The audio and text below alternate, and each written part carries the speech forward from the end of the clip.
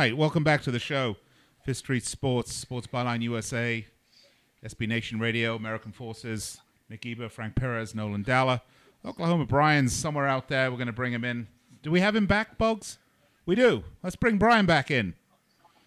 We had a little technical problems there with Brian. We were talking about the NFL. But, Brian, we want to move along, actually, from the NFL because I know you and Frank have this incredible scheme involving the NHL and futures and the Golden Knights. I'd love to hear this. Well, I'll let Frank describe it. It's not a scheme, but really an illustration of what a ripoff the futures prices often present the better. And Frank came up with this early in the week, and I think it's a really great illustration of why a average bettor should be careful betting futures prices. Go ahead, Frank. But Brian, and this actually fits. You were talking earlier about your regional prices for certain, by bookmakers and certain things. This one fits more than I've ever seen. Okay, now let's break this down. Now the Vegas Knights. I seen the Westgate, Coast, several casinos here post them up at 4-1 to win the Stanley Cup from here. Okay, from here. They still got to win 3 series. Now, I know that these prices are short because they're going to get a lot of Vegas action. That's one of your regional things that comes in. But short is not even the word for this. They're at 4-1, the actual favorites to win the Stanley Cup, which is so ridiculous to me. Because right now, let's just do the math on this. Brian and I were working it out. They're $1.20, let's say, against the Sharks in this series. Now, if they go forward, they're going to probably meet Nashville or Winnipeg. Okay, now they're on the road there, so we projected it that they should be about $1.50 dog, $1.50, $1.60, right in that area. Let's call them at $1.50. Then, if they keep going forward into the Stanley Cup, they're going to probably meet like Tampa Bay, Pittsburgh, Washington, where they're going to be a dog again. Not as big because remember now they won 3 straight series. But let's say they're $1.40. So now you take $1.20 into plus $1.50 into plus $1.40. I think that at least comes out to almost 10-1, and they're actually giving you 4-1 here. That's it's got to be one of the most absurd prices I've ever, the least value I've ever seen in a future. What do you? Yeah, think, wouldn't you love to walk up to the counter, Frank, and ask them if you could lay 6-1 to go the other way on that prop? Oh, absolutely. If somebody sent me like $100,000 and said, "Hey Frank, I heard the Westgate's giving us up at 4-1. Can you bet me $100,000 at 4-1?" I would take his 100 and bet him, put him right, against the Sharks at minus $1.20. Cash the ticket, get him plus $1.50 against Nashville or Winnipeg. Cash the ticket. I'd end up with almost 10-1. Yeah, I want to say, gentlemen, you've uncovered something very interesting here, Yeah. And I think in defense of the sports books and the professional gambling establishment that's offshore and certainly here in Las Vegas, keep in mind one thing: this is unprecedented territory in Las Vegas. Even when UNLV, going back, say, 20, 25 years, when they used to have national championship contenders, that was really the only thing where Las Vegas as a culture, as a city, had a sports team they could root for that potentially could influence the line. The thing is, you couldn't take, the sports books were forbidden by Nevada state law of taking UNLV action for many years up until about, say, 6-7 years ago. Now, this is a completely different animal, something that they've never seen before. A Las Vegas local, the darlings of the media, the darlings of the entire city, and really the darlings of a lot of just NHL purists. People who love hockey have to love the Las Vegas Knights. I call them the Las Vegas Knights because we live in Las Vegas. We don't live in Vegas. But I mean, they are. Everyone has to appreciate and admire what the Golden Knights have done. Therefore, it can't help but juice up the odds and really make people like yourself, Frank, and Brian, make the contrarians potentially a really great bargain on the other side of that. But this one's not even close. If I had a sports book out here, especially like when Sport of Kings used to be an independent sports book, and I was here in Vegas, the Westgate, all these are given 4-1. I would give 6-1. Come and get it. Come and get it at 6 to 1. No, Frank. But let me just argue with you just briefly here, and perhaps Brian, you can come in and be the Supreme Court judge here on this. But keep in mind what is the purpose of the Las Vegas sports books? It's to balance action.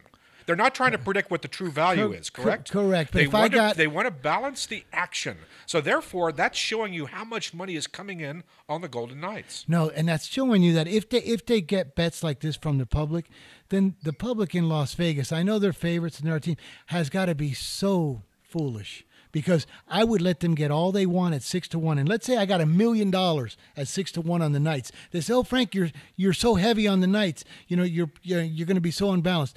I would just take 900,000 of that and bet them series by series. And if the public won, they'd get 6 to 1, and I'd get 9 to 1. All right, let me ask you, Brian.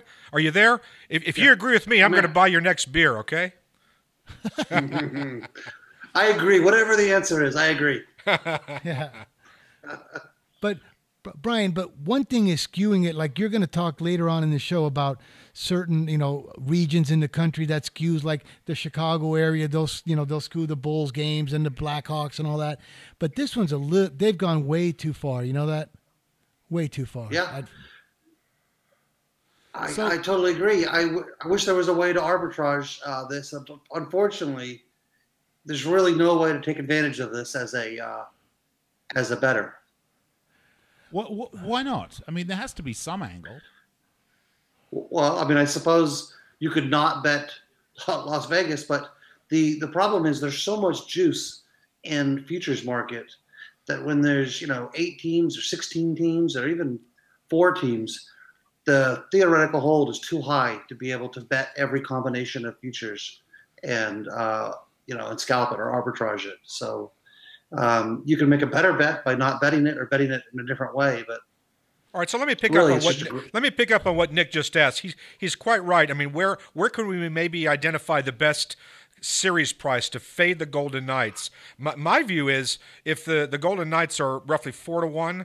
The Winnipeg Jets are I think 5 to 1 at Bet on Sports. That's the last number I saw. Right. It's close in there. I think it's again 5 to 1. So they're almost identical. Why not just if all the hype is on the Las Vegas Knights, it seems like maybe just bet the series price. Brian, what do you think on this? Bet the series price on the Winnipeg Jets to pull the quote unquote upset. Well, I don't think the series price is off. The series prices have to conform to all of the laws of economics and arbitrage. The problem is it's the futures price specifically on this one bet. Will the Knights win the NHL championship? And that's nothing more than an off price. But we can't do anything with it. We can't. No, but what I'm suggesting to you is not bet it. Aren't the same factors at work here on the futures? Wouldn't they be also at work? Let's suppose that the Las Vegas Golden Knights, I keep doing that, get into the Stanley Cup and they play a very public team, the Pittsburgh Penguins. Okay. This could be a very interesting. I mean, how do you figure that series? That's a very difficult series to probably handicap in terms of putting the actual value, because I think it's the fans are all over the board on something like this, right? Well, the difference between the series price and the futures price is that if the series price becomes so out of whack in Las Vegas, you're going to have scalpers running down and whatever. Let's say they offer Winnipeg at minus 160 in Vegas, and you can get plus 170 offshore. Someone's going to come in and do that, and they're going to arbitrage the hell out of it until it's no longer a scalp, until it's no longer an arbitrage. With the futures price, you don't have that dynamic doesn't exist. So you just have a crappy price in Vegas, and if you're dumb enough to bet it, that's on you. And if so let me present this as a just I'll throw the question out there. I'm looking around our time. I think we're probably have to pick up this discussion on the other side here, but let's just say that was there anything inherently wrong when you couldn't bet the Rebels in Las Vegas? Especially with the legalization of sports betting coming up, and I'm gonna want you guys' response after the break. Would it not make for a more balanced book? if you couldn't bet your local team in your local market. Is in fact that restriction maybe prudent, and maybe as we go to legalization of sports betting, something that we should talk about as being something that should be instituted across the country? Just throwing it out there. Don't have an opinion. What do you think? Love to hear from you. Find us on Facebook at facebook.com/Fifth Street Sports Talk. You can find us on Twitter at Fifth Street Sports. By the way, we are live on YouTube. We're live on Twitch. And we are just generally alive, which is a good way to be. Beats the alternative. Nick Geber, Frank Perez, Nolan Dalla, Oklahoma Brian. We're going to step aside, take a break, and we will be right back.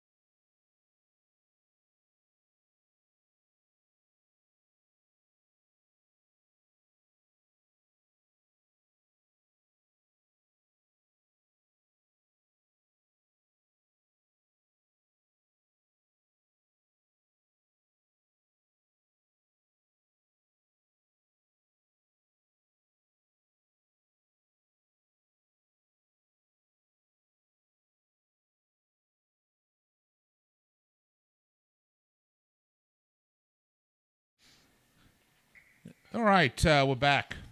Fifth Street Sports, Sports Byline USA, SB Nation Radio.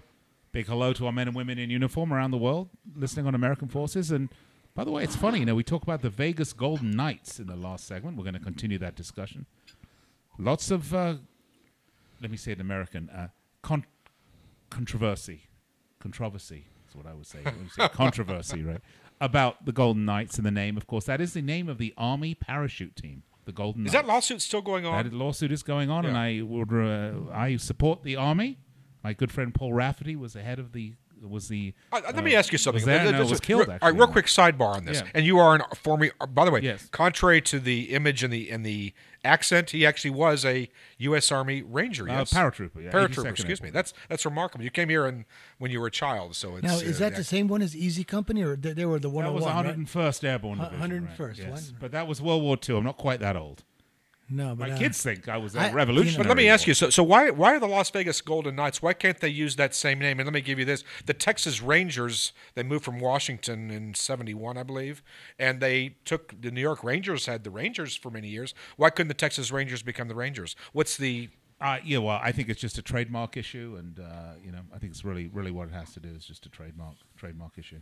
I like the Las Vegas Golden Knights side of that lawsuit. Okay, well, good for you. Listen, they're here. We're talking about the Golden Knights right now, and of course, the discussion that we had before the break. I threw the question out: should you not, with the legalization of sports betting, which seems to be coming any day, week, month, soon, is it right to not allow betting on the local teams in your local market? I'm going to put the question out there. So let's bring in Oklahoma. Brian and Nolan, I'll pose the question first to you. How do you feel about that? All right. So before I go to Brian, you asked, does a lot, let's suppose that we have legalized sports gambling throughout the United States, and all of a sudden you can go to a Cincinnati Bengals game and you can walk over to whatever that casino is called in Cincinnati and bet for or against the Bengals. First of all, it changes the whole game. Maybe half the people in the stadium are betting against the Bengals. I mean, it could it is a potential game changer. But in terms of the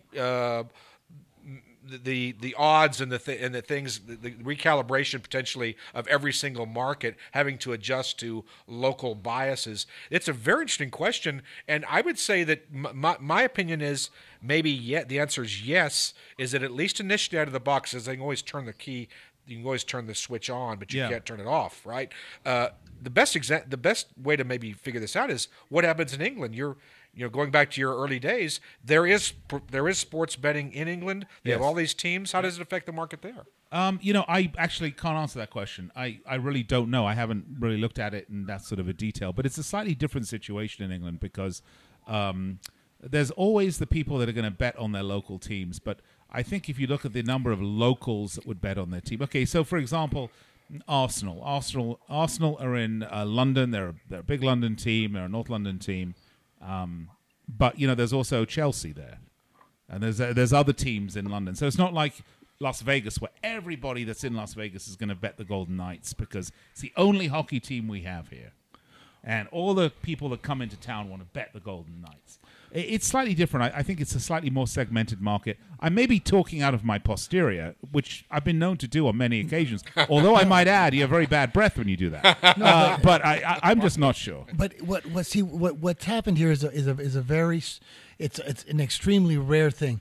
Legalized sports betting right now is only legal in Nevada.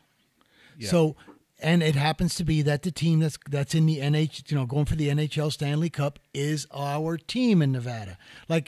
But now with legalized sports betting, now you're going to see that different. Like Pittsburgh's going to have the Penguins. See, it was never a problem because there was never a Las Vegas team going for a World Series or the NBA championship. Now we actually have the Vegas Golden Knights going for the NHL and in the only legalized sports betting state here. So it just happens to fit. Like that's rarer than like Halley's Comet or an eclipse. I mean, it's never happened before. All right, so let's just throw it to the reason we have Brian Allen, Oklahoma Brian, on the air is to find out from somebody who maybe is a little less partial.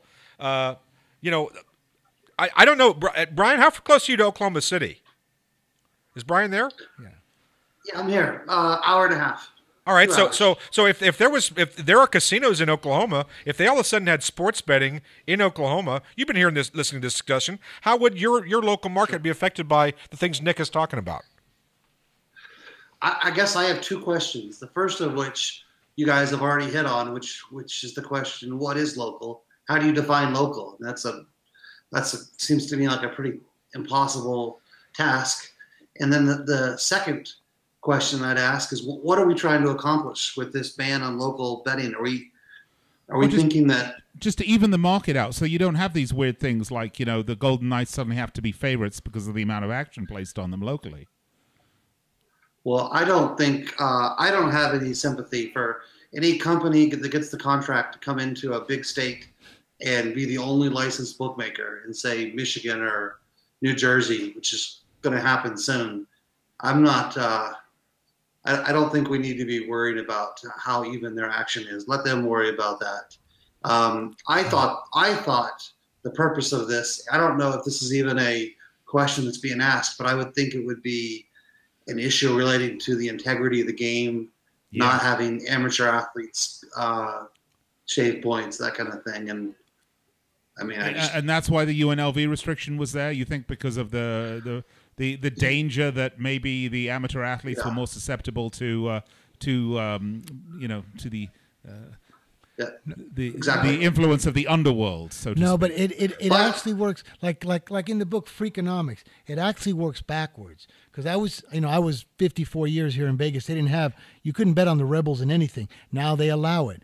By allowing the Rebels to be bet on legally, not just because, remember, they had lines on the Rebels all offshore and in underground markets. Right. You could bet the Rebels, just not here. But by now allowing them to be here, it actually minimizes the chances of something, illegal going on, or point shaving or fixing or anything like that, because now they're under the real spotlight. Where before, when there was a black market and Vegas didn't take action on them, but all over Europe and all over Asia, and all over in the underground markets, they could shave points if they wanted to, because Vegas wasn't paying attention. You're not going to get things past the Gaming Commission and the Gaming Control Board very often. So now that it's legalized, it works backwards. There's less of a chance of something funny going on. It's an interesting point that you bring up, but is it, once they lifted the restriction on betting on the Rebels, is that when the Rebels became absolute crap? just putting it out there, I'll tell you guys one thing as a bettor. Pay attention to this going forward, especially in college football. The late moves on UNLV are probably the most accurate predictive moves of any team in college football. You see a huge amount of money, come in at the last second on a UNLV football game, and you see this a lot in late night, late Saturday nights during the fall. That late move is wins at a high percentage. Just throwing it out there. That's really interesting, sure why. Brian. I can't explain that. By the way, if you're tuning in, if you listen to the show and you're wondering how does a guy or girl figure out where the late moves, how do you get that data, Brian? Perhaps you could explain. Well, do nothing more than watch the lines. The lines are a reflection of where that money's coming from. So let's say UNLV is playing Wyoming and they're an 11-point dog. And as we get within 2 hours, an hour, a half hour of the game, you see that 11-point line go to 10.5, 10, 9.5, dog a quarter, 9.5. That's a powerful move, but you see those at the last couple hours on UNLV games, and that move is incredibly accurate. It's nothing more than just keeping your eyes open, watching the a line service and watching lines. These aren't just Vegas lines. We're at 2018, so there's a very small variance between Vegas and offshore. By the way, before we go any further, I'd just like to let people know if they want to watch lines or they want to place a little wager, if they want to take some of their hard-earned dosh and put it to work. Dosh, translation. Money. Put it to work for them. You could do that. You could do that right now, this minute. All you have to do is go visit our good friends at betanysports.eu. And we're going to put that up on the screen if you're watching on YouTube or Twitch. It's right there. But if you sign up now at betanysports.eu and use the affiliate code FISTSTREET, you're going to get a 50% on your bonus on your deposit up to $1,000. That's free money. Free money, folks. All you have to do is to go to betanysports.eu, sign up, use the affiliate code FISTSTREET, and you could be putting some of these tips and tricks that not me so much, but You got to put that the back others. up there. You got to put that back up there Now- again. One more time. Put that back up, please. Put that back up there. Thank you. Hold on. Uh-oh. Well, Nolan's going to do I'm going to do some a little performance dance, all art. right? I'm gonna do a little dance. Some performance art for her. You see that right there? And by the way, the reason I'm doing the little dance, I heard something. This is why I personally made a deposit here. In addition to they sponsor our show, which is really nice. The reduced juice, the reduced juice that Bet on Sports offers. Think about all the bets you make, ladies and gentlemen. Those of you you're still with us, you're watching this. Think about all the money, all the juice you're paying. You're sometimes getting juice as low as $1.02.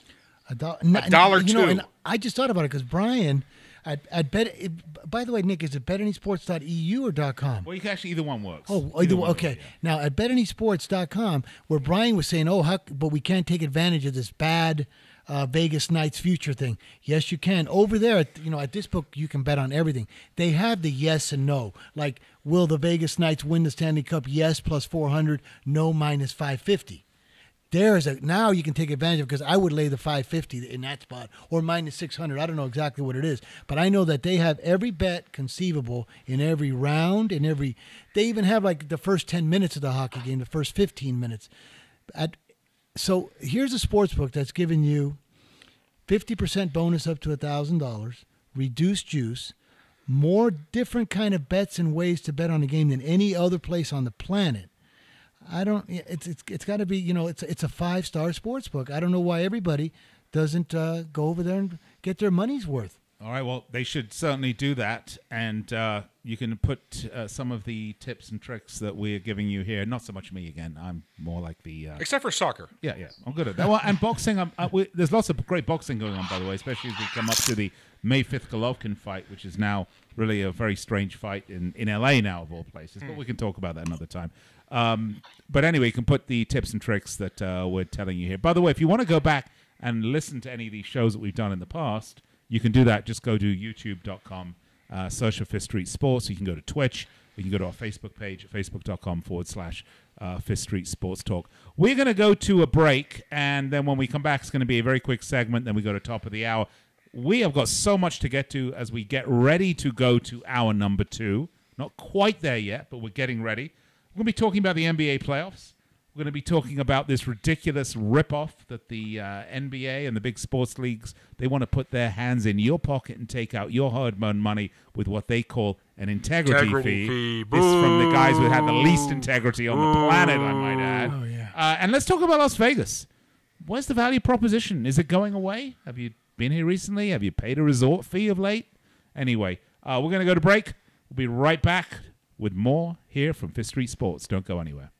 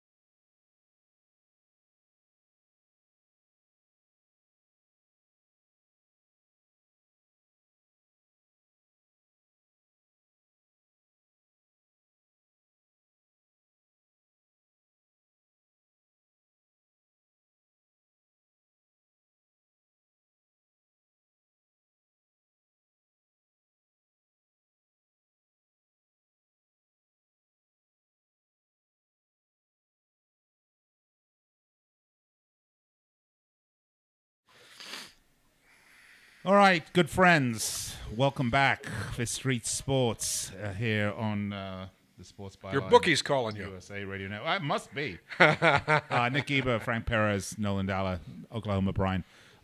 We are going to be wrapping up hour number one right about now, and so stay tuned. Coming up in the next hour, we're going to talk about the NBA playoffs. We're going to be talking about the hypocrisy that are these large sports leagues and their desire to put their hand into your pocket and steal your hard-earned money. Talk about reduced juice. They want to increase the juice for everybody. We're going to talk about the lame integrity fee. And also Las Vegas. Where's the value proposition? Is it still here? If you visit Vegas, if you love Vegas, we are broadcasting from the basement of Fifth Street here in Las Vegas, where it is hot during the summer, cold during the winter, but the gambling is always hot. We are we're going to talk a little bit about that. By the way, if you have something to say, you want to chime in, pipe up. I don't know, whatever you say, right? Anyway, go to facebook.com/Fifth Street Sports Talk or Twitter @Fifth Street Sports. Or if you just, what I want you to do is to put your hands around your mouth like this and just shout really loudly. We might just hear you. I'm as mad as hell, and I'm not going to take it anymore. Now, Brian's going to have a little piece on his seeding in the playoffs and the value for future bets and all that. Yep. Let's not forget that, because that's really interesting now, especially in the NBA and on his NFL stuff, too. Right, so that's coming up in the next hour. You certainly want to stay tuned here. By the way, big hello to our men and women in uniform around the world, listening on American Forces Network. You talked about how I was a veteran, Nolan. I am indeed. Yes. I can't tell you how much we enjoy doing this show for all the men and women in uniform on American Forces. All right, folks, we are going to step aside, take a little break. Top of the hour news. Hope you don't get too depressed with what's going on in the world. But if you do, come right back here and we'll be sure to entertain you. We'll be right back. And cheer you up.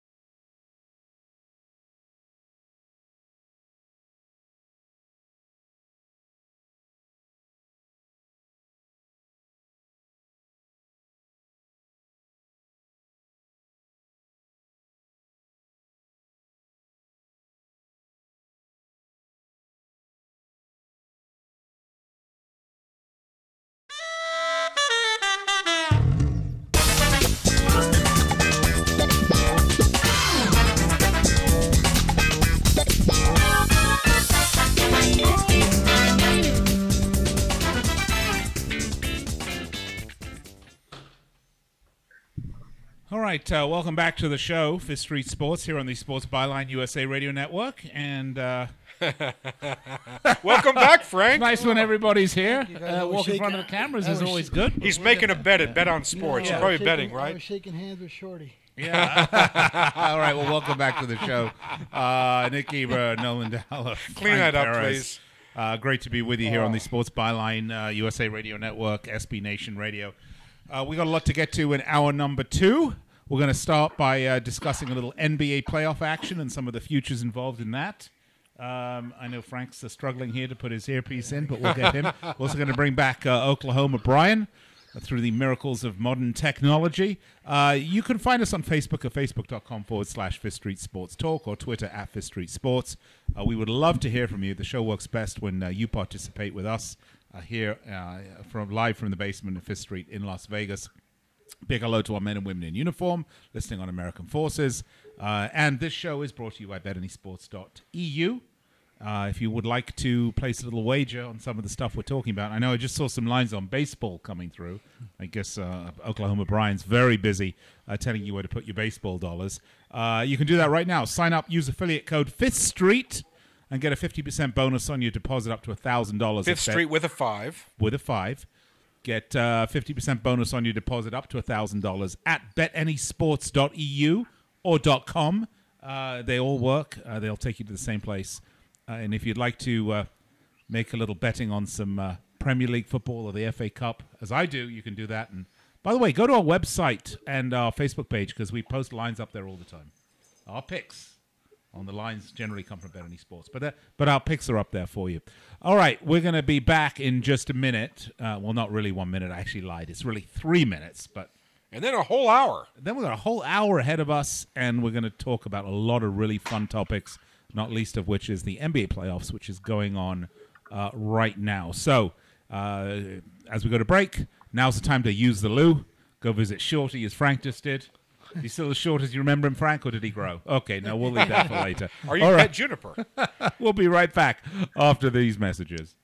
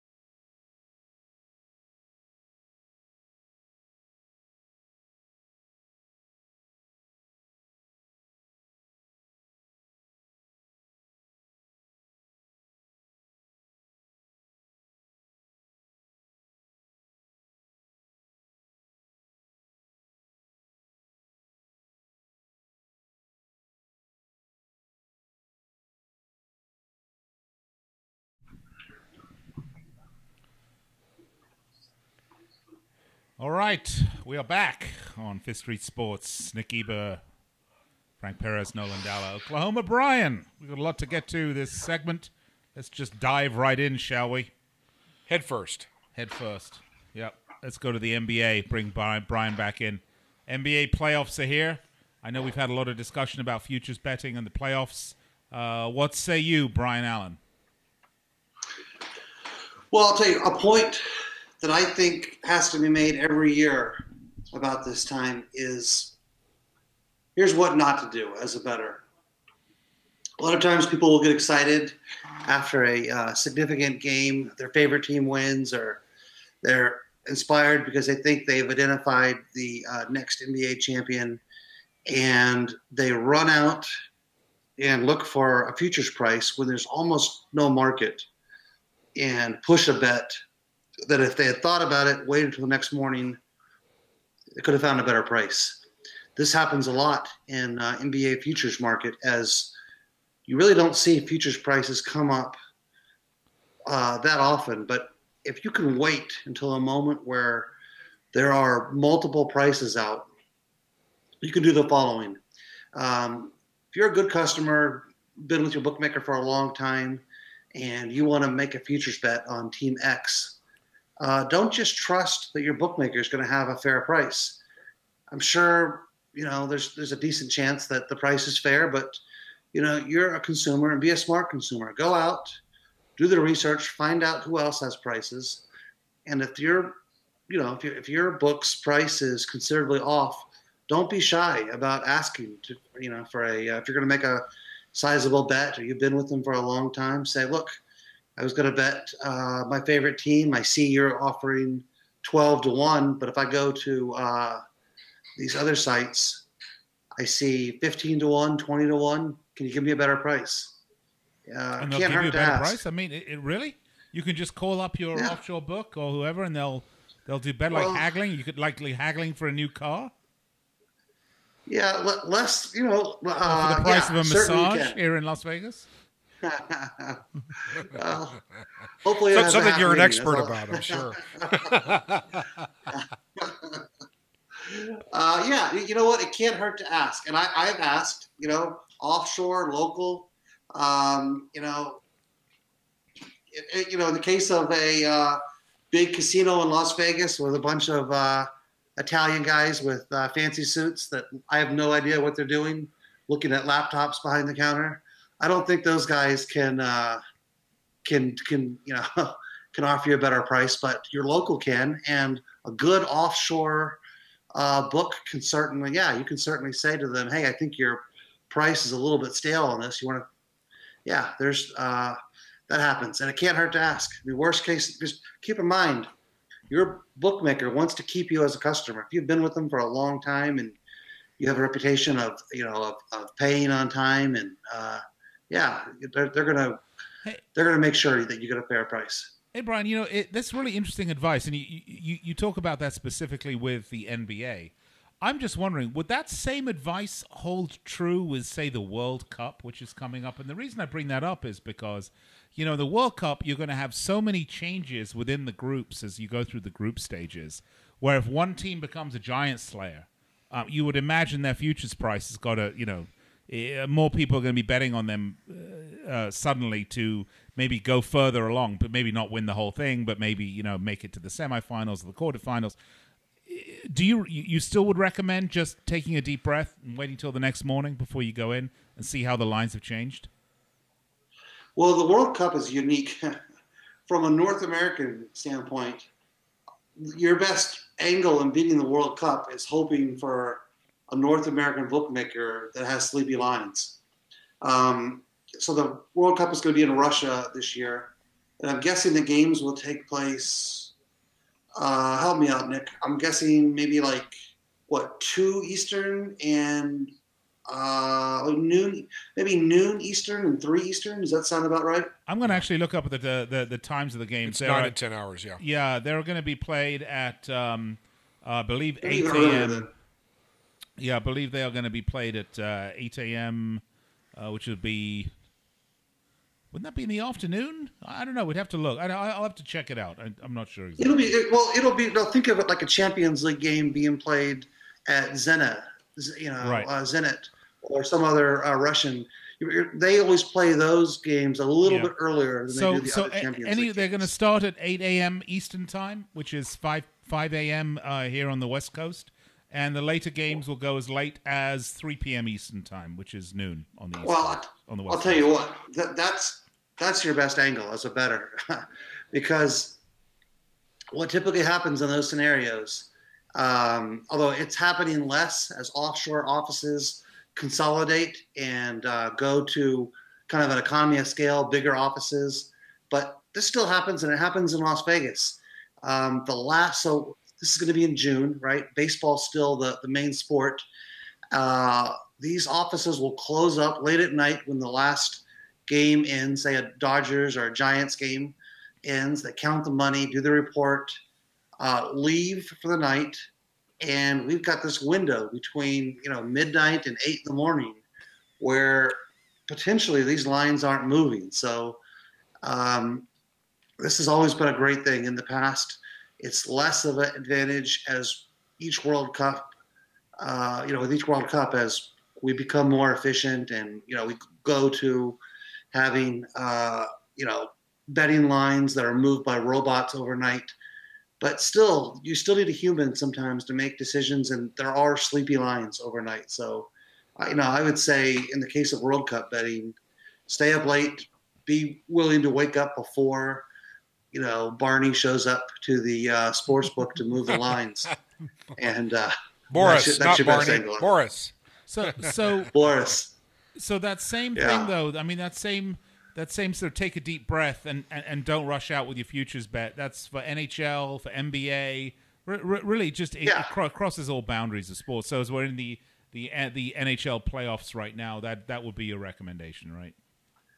Absolutely, yeah. I mean, no, at the very least, know that you're getting a fair price. You wouldn't go out and buy a Ford Mustang just based solely on the fact that you think it's a good car. No, you'd want to know that it's a good car, but you also want to make sure you're getting a good price at the dealership. That the dealership isn't charging you 2% extra interest or extra $2,000. They're giving me a great price. I believe them. You just got a new car, Frank. Isn't that how it worked? Yeah. Oh, yeah. You're always getting a great deal. Always. At Affordable Autos, you go. Oh, yeah, you do. At Affordable Autos, you will. Yeah, Affordable. That's true. We'll be talking about them a little bit more. But yes. So if you want to place a bet, go to betanysports.eu. Put Fifth Street in the affiliate box. And as Nolan pointed out, that's with a 5. And get a 50% bonus on your deposit up to $1,000. Wow. $1,000, folks. Right now at betanysports.com.eu. With the NBA playoffs, the NHL playoffs going, we're going to be getting into NFL preseason. When does that start? September? It starts in October, roughly the first week. September. Now, Nolan, I know you love NFL preseason. I've read some of your blogs. We have so much coming up. We have, obviously, NHL, NBA playoffs. They roll all the way into June and July. The World Cup of soccer, as you call it, football. And then, of course, in August, the NFL, which is the king in North America of all betting. I mean, it's more than WNBA? No, but seriously, Nick, you were talking about integrity. I guess on You're teasing us. No, but on the next piece, Nick was going to mention integrity, fees and these kind of things that they're charging. They even have the audacity to do it in the WNBA for gambling. And the WNBA is so lucky that there is gambling on it. Who would watch like the Minnesota Lynx against the Chicago Sky? You are such a misogynist, if you sir. couldn't bet on it. You are so evil. Hey, he is spot on. And I have to tell you, I disagree with you. I'm with you, Frank. Really? Look, watch that? I don't like women's football, for example. I respect them as athletes completely, 150,000%. But I like to watch the game at the highest level. Gentlemen. Come on, I like to see the game played above the rim, don't you, in basketball? Come on. All right. We're going to so much to get to, which we will do when we come back here on Fifth Street Sports, Sports Byline USA, SB Nation Radio. We're on YouTube. We're on Facebook. We're on Twitter. Be right back after I'm this. with dinosaurs here.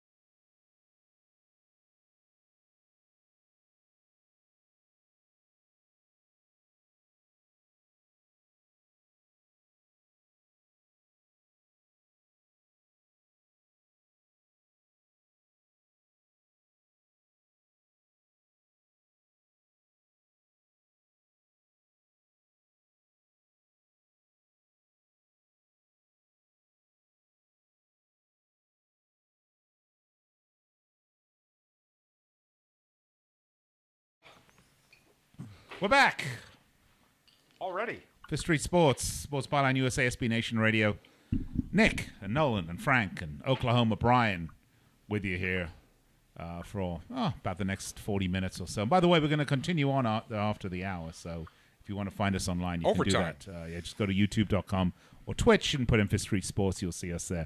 In the meantime, before we went to break, Nolan, I know you had some interesting NBA playoff takes and angles, and I'd love to hear them. Yeah, gentlemen, so let me make it real clear. Frank and Brian, I want your feedback on this. Now, when I'm coming to you now, we're discussing this in the middle of the first round of the NBA playoffs. So that's real important here. Right. Like, how can we take advantage? How can we make money? How can we profit off of the situation right now? The Cleveland Cavaliers, that's what people are talking about. 0-3 against the spread. The Indiana Pacers they really should be 3-0. Right. They're up 2-1 right now. I mean, this is a team that should be faded. Take LeBron James off that team, and that team's one of the worst teams in the NBA. That's number one. Number two, there used to be something called in NBA betting. Everybody who has experience betting the NBA playoffs knows what's called the zigzag system, and what that means is the team that wins the first game fade them the second time. There's kind of however somebody looks, gets to your point, however somebody looks the previous game, they're going to revert to the mean. And that's a proven formula. I'll give you one more. Double-digit dogs in NBA playoffs. You know what? How phenomenal the record? 61%, double digit, meaning 10-point, and this includes all the Golden State Warriors blowing out a lot of opponents by 15, 20 points. Go back 20 years or so. This is a 61% angle. I don't like giving this away because it's like, how can you play the Minnesota Timberwolves against the Houston Rockets? Have you seen how good the Rockets are? Yeah, the Rockets are phenomenal, but they may just the line is 12-13. They're gonna win by 9 or 10. This is just a moneymaker. Double-digit dogs in the NBA playoffs historically cover. Don't win, cover. And then the last thing I'll offer to you is we call it the closeout factor. Teams that now think about this. You're a rich millionaire, probably 23, 24, 25 years old, playing in the NBA. You're making all this money, and you are up in a series 3-0. You're up 3-0 or 3-1. That's almost the same thing. And you have a chance to close out an opponent and get the next, not just 2 nights off, but maybe 4 nights off. Do you understand what I'm saying? Because the other games are played. The other games have to play their. So if you close this team out now, if you close them out and win tonight, that means you're getting the next 4 or 5 nights off. Do you know what that means to somebody who's 26 years old and is making $8 million a year? That means party time, baby. And talk about a motivator. You know what motivates people? Especially young, rich, multi-million-dollar athletes? Women. It's party time, baby.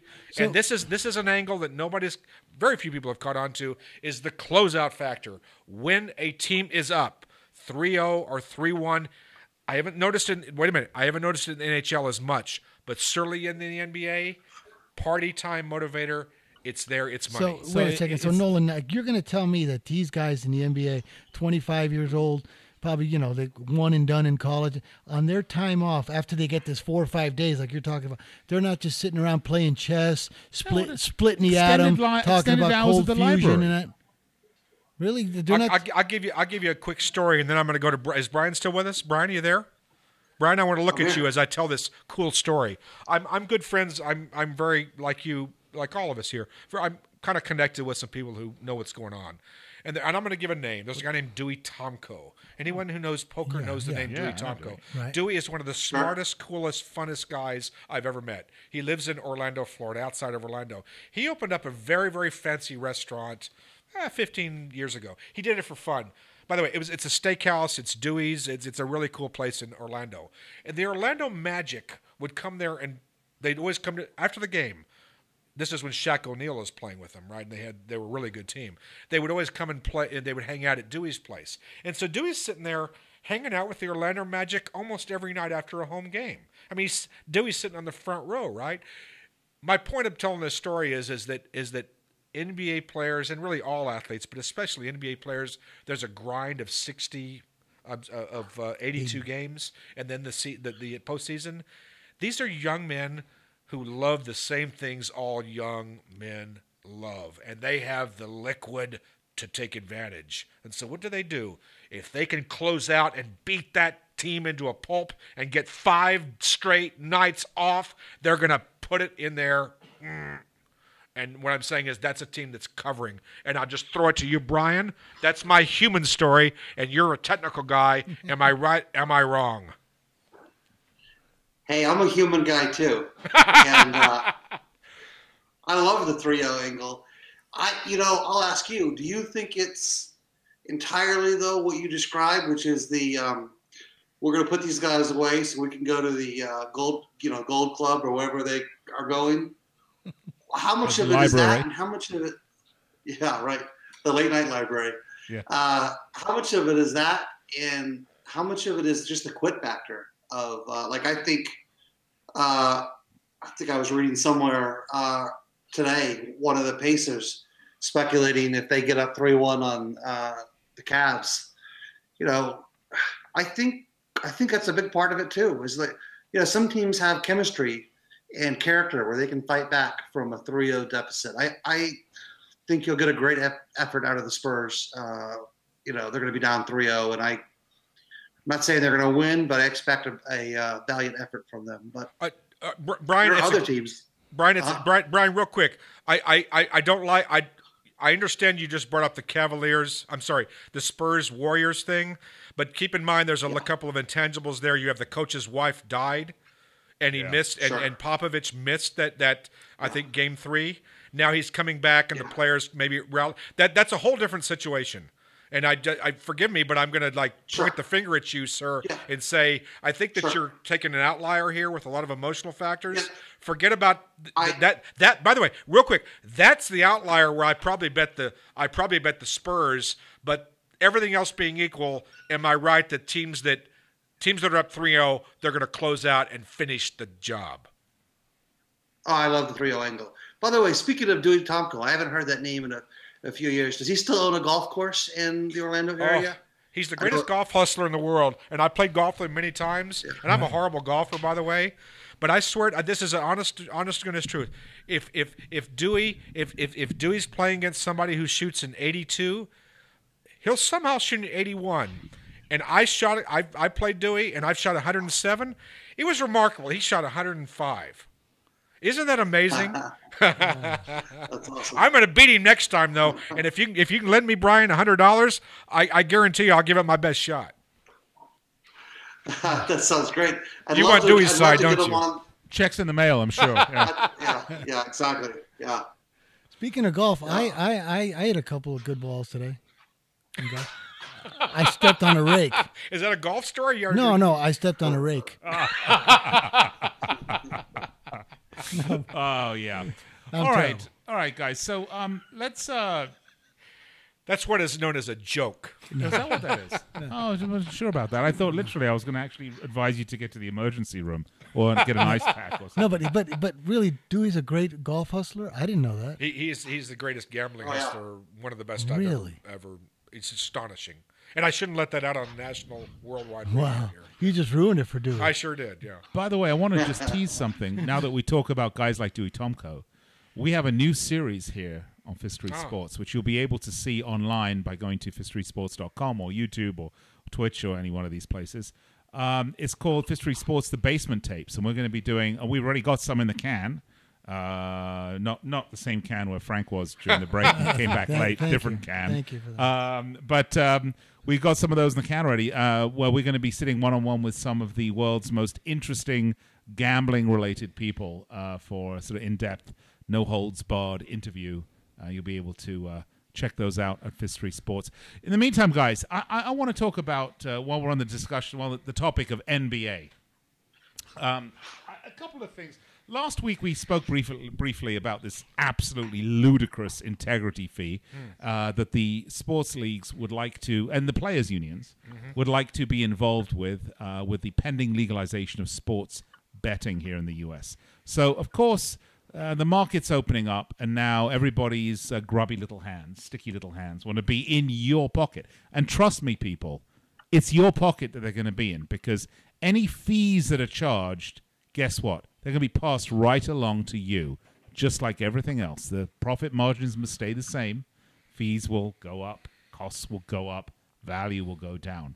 I want to just bring up a couple of points. First of all, Adam Silver, who I think is a very progressive. He's the NBA commissioner. He's the NBA commissioner, and I actually think he's a very good commissioner. Yes. So, I mean, I'm not anti-Adam Silver. Very forward-looking. Yeah, but I am very much anti-hypocrisy, folks. I want to just read you this quote. This came from yesterday, from Adam Silver, talking about, I would only say, this is a quote, so I won't do my Adam Silver voice, which is a bit of a boring voice like this, but I'll try anyway.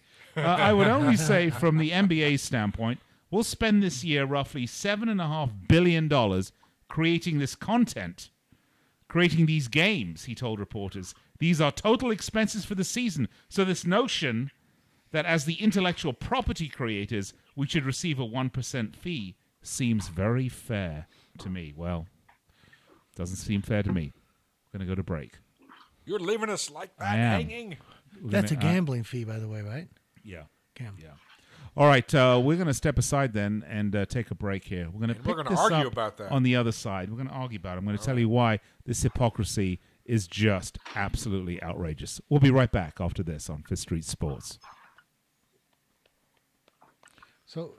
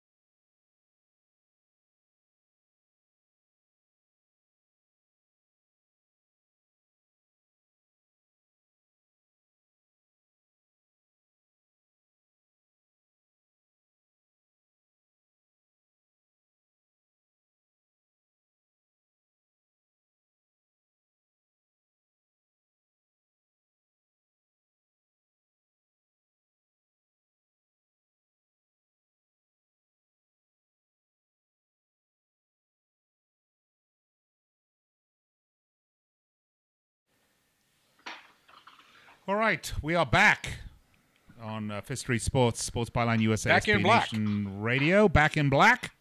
All right, ACDC, we are back. Fantastic. And Fifth Street Sports Byline USA. back in black. Radio, back in Not black. quite sure why I'm hearing myself, but that's okay. All right, folks. So I was saying before the break that how hypocritical this thing was with Adam Silver talking about a 1% integrity fee.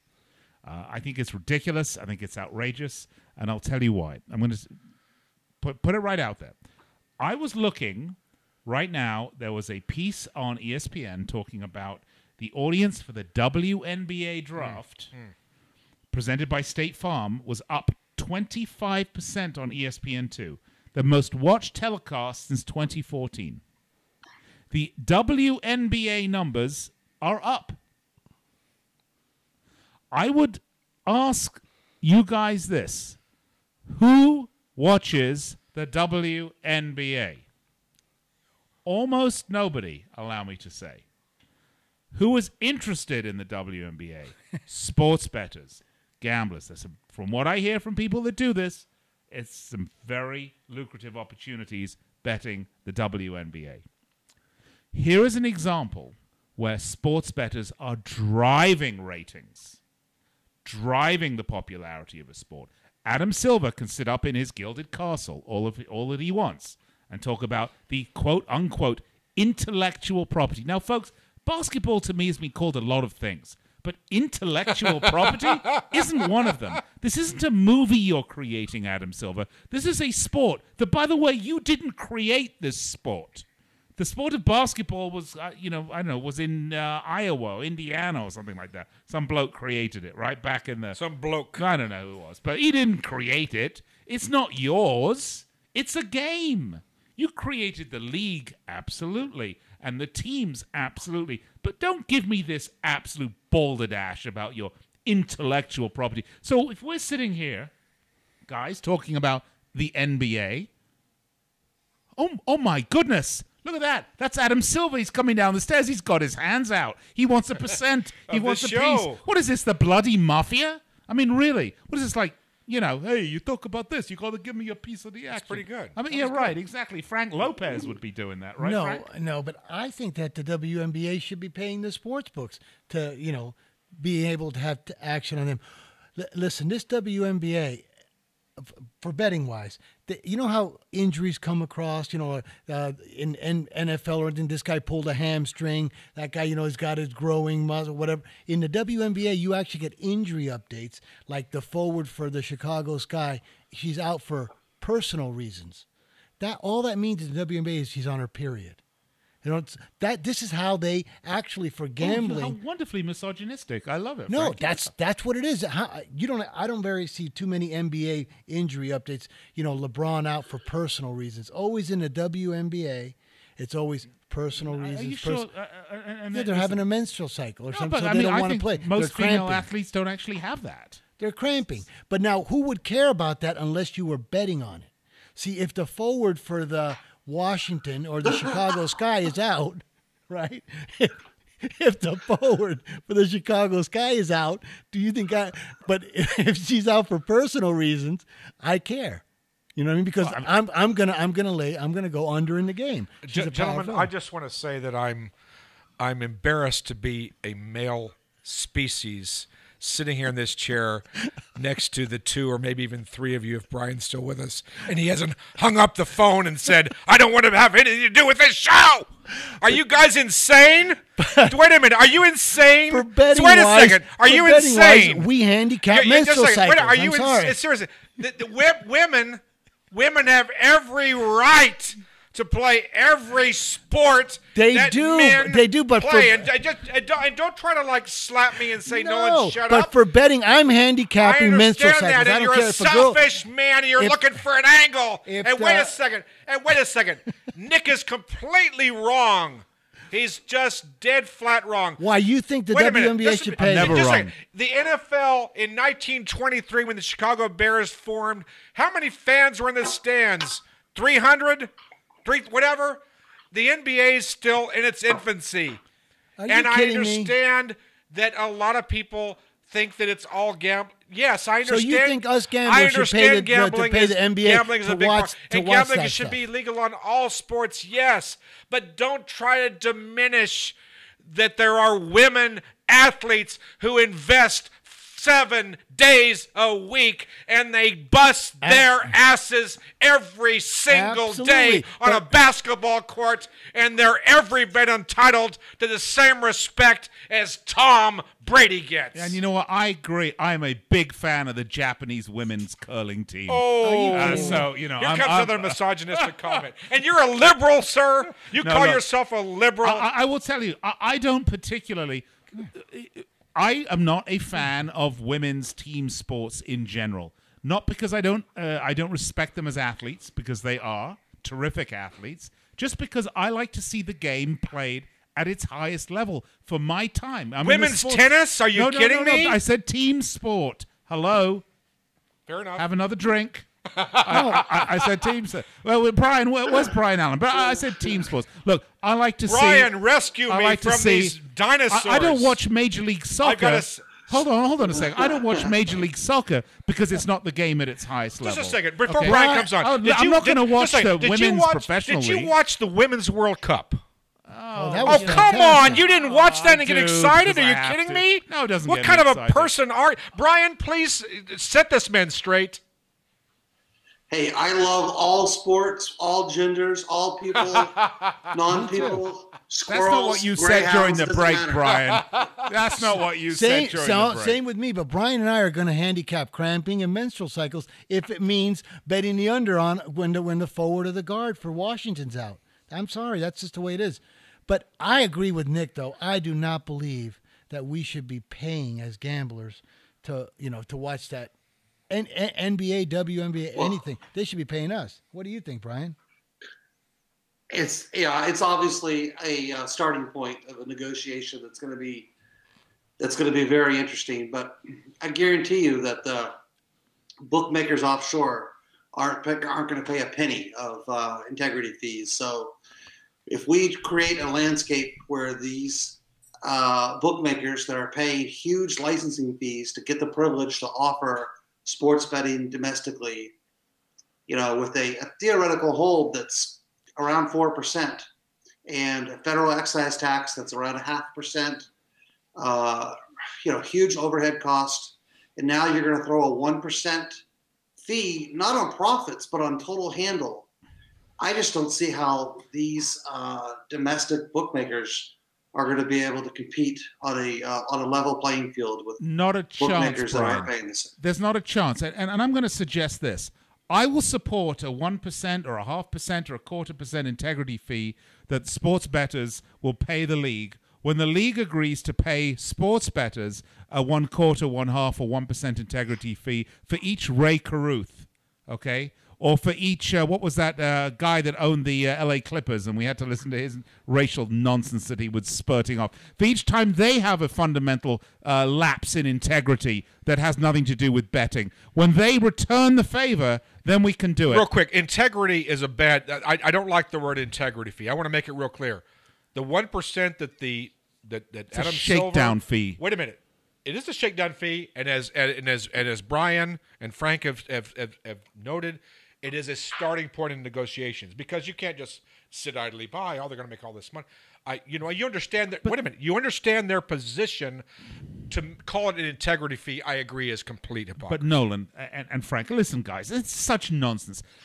These are guys that have fought the legalization of sports betting in this country for decades. Yeah. These are guys who to whom hypocrisy knows no bounds. They fought legalization of sports betting. They fought the legalization of online poker, tooth and nail. Yet they made sure to carve out for daily fantasy sports because they had an ownership piece in FanDuel and all these other things.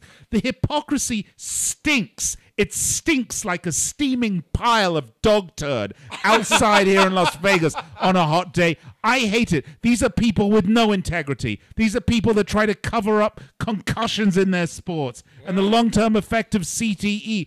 This is such nonsense. When you are an angel, Mr. Silver, Then you come to me and talk about an integrity fee. When you don't have referees who in basketball who are willing to take payoffs, then you come talk to me about how you need to increase it. It's nonsense. You are completely picking on the wrong sport. The NBA, Silver is the one commissioner out of the major 4 sports.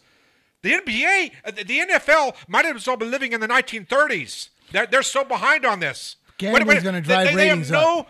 They have no vision. Paul Tagliabue is like the James Madison of commissioners. This is somebody who's living in the 1720s. And Roger Goodell? Completely ancient people who have no. Give Mr. Silver some credit. I said, as I one of thought the he few was people a who has good said. And by the way, commissioner. you bashed on this very show, Brian. I'm gonna throw it to you in a minute. I know Brian's just chomping there. He's drinking his beer and saying, "I want to get in on this." Wait a second. At least give the NBA as being the most forward. Looking league. The NCAA is so behind the times, so corrupt, so hypocritical. The NFL, the king of all of them, so hypocritical.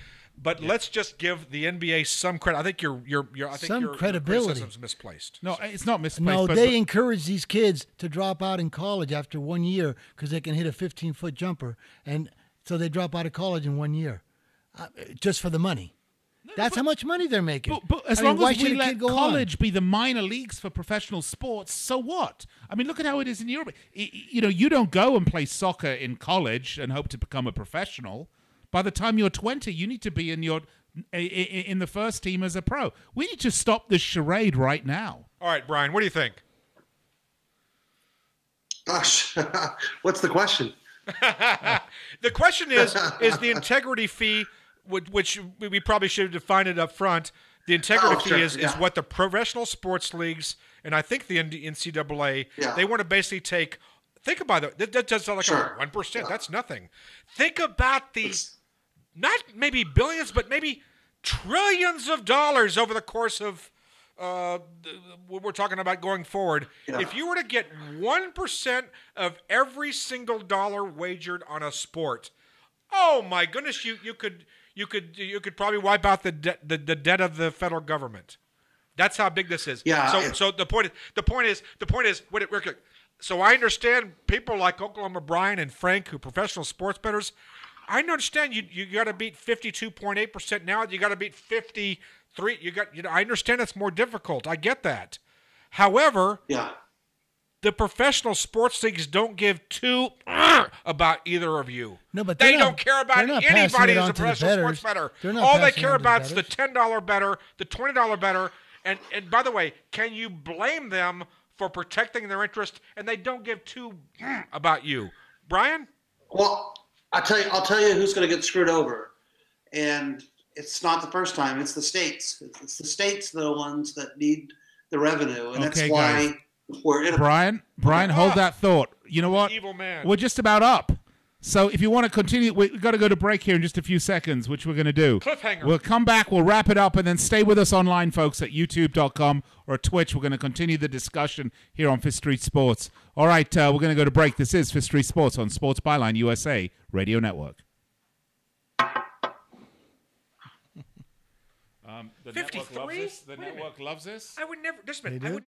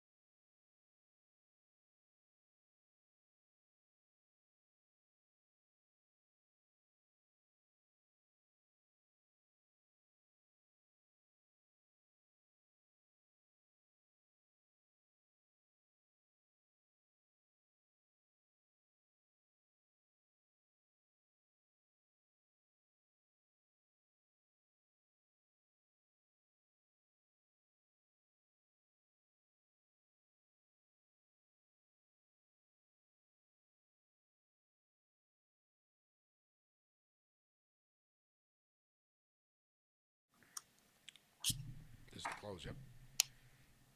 All right, folks. Welcome back to the show, Fifth Street Sports. I'm actually going to hold the discussion right now because we are literally out of time here on the Sports Byline. We're wild horses here. On the Sports Byline USA Radio Network and SB Nation Radio because we only go until, this top of this hour is up. We're going to continue the discussion, by the way, about this nonsense integrity fee.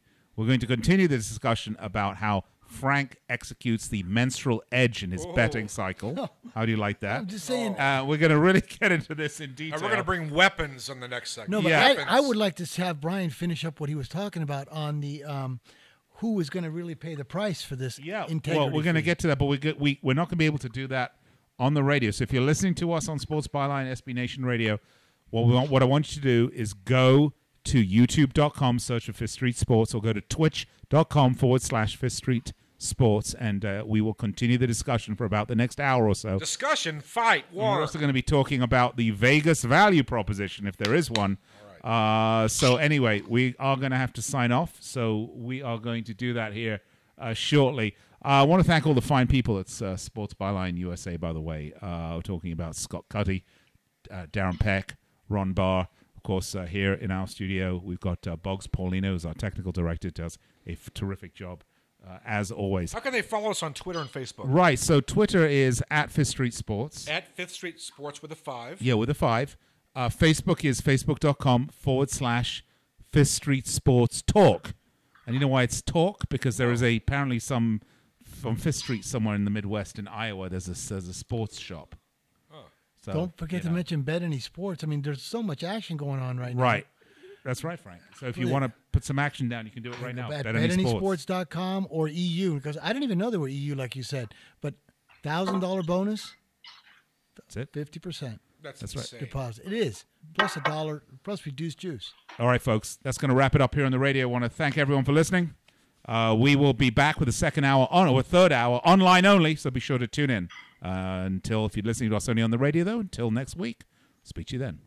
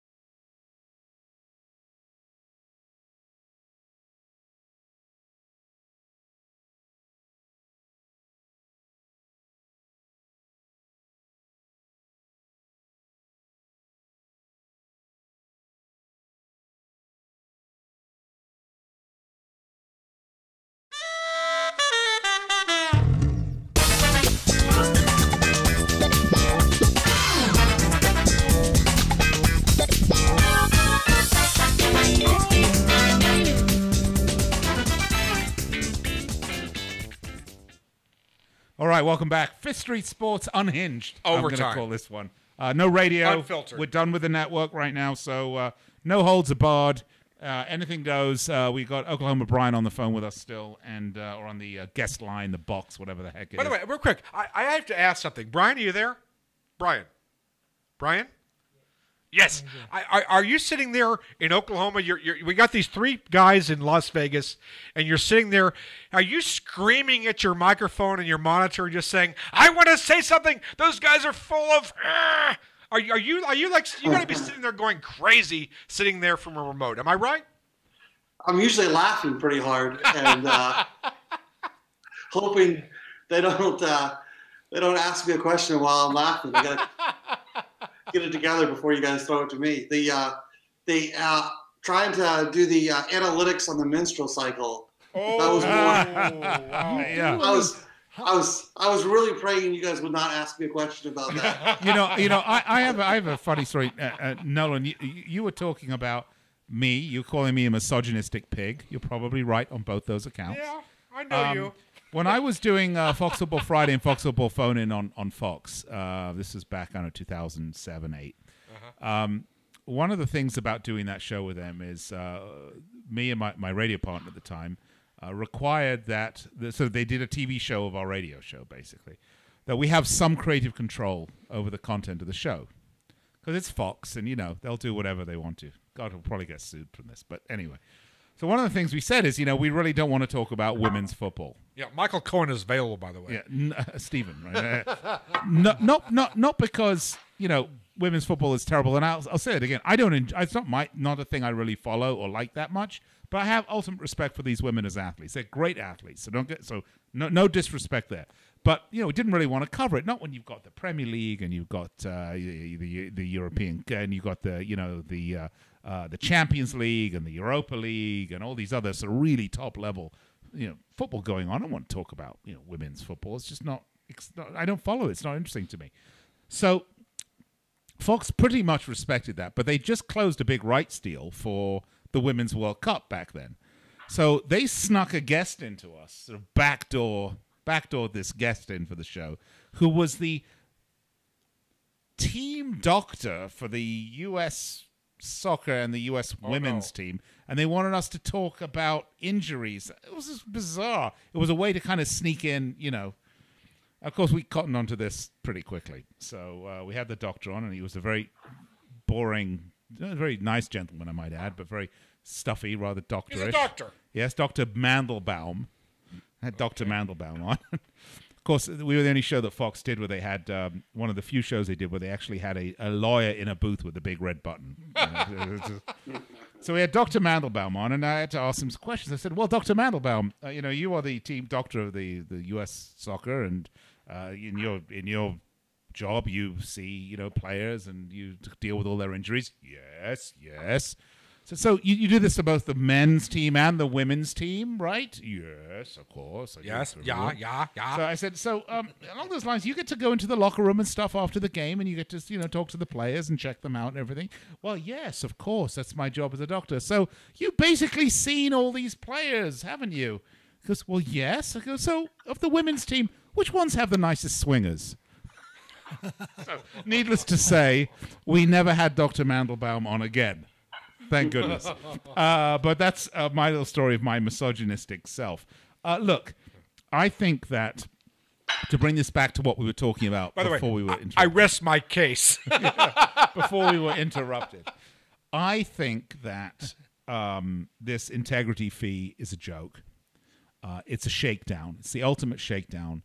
If these people had been pushing for legalized sports betting for the last 10 years, saying, we really want this, we think this is great for the sport, for our brand, we think this is great for our intellectual property, we want to have all these people enjoying our intellectual property from a completely new angle, from the sports betting angle, Congress, please legalize this, blah, blah, blah. If they'd done that 10, 15 years ago, I wouldn't be up in arms about it. But these bastards are the people that fought this tooth and nail, caused an entire industry, not just sports betting, folks. The entire poker industry was destroyed by these bastards through the UIGEA, through their pressuring the Justice Department, through their direct opposition. If the NFL had come out in favor of online poker and online betting, we wouldn't have had this entire poker meltdown that we had all these years ago. They are responsible for it more than anybody else because they are the money power in the hallowed halls of Washington. But these SOBs to all of a sudden decide that now they want a piece of the action because they lost in the long run. Oh, it's hypocrisy of the worst sort. It is. And I think that their ratings are going to go up automatically because there's legalized gambling.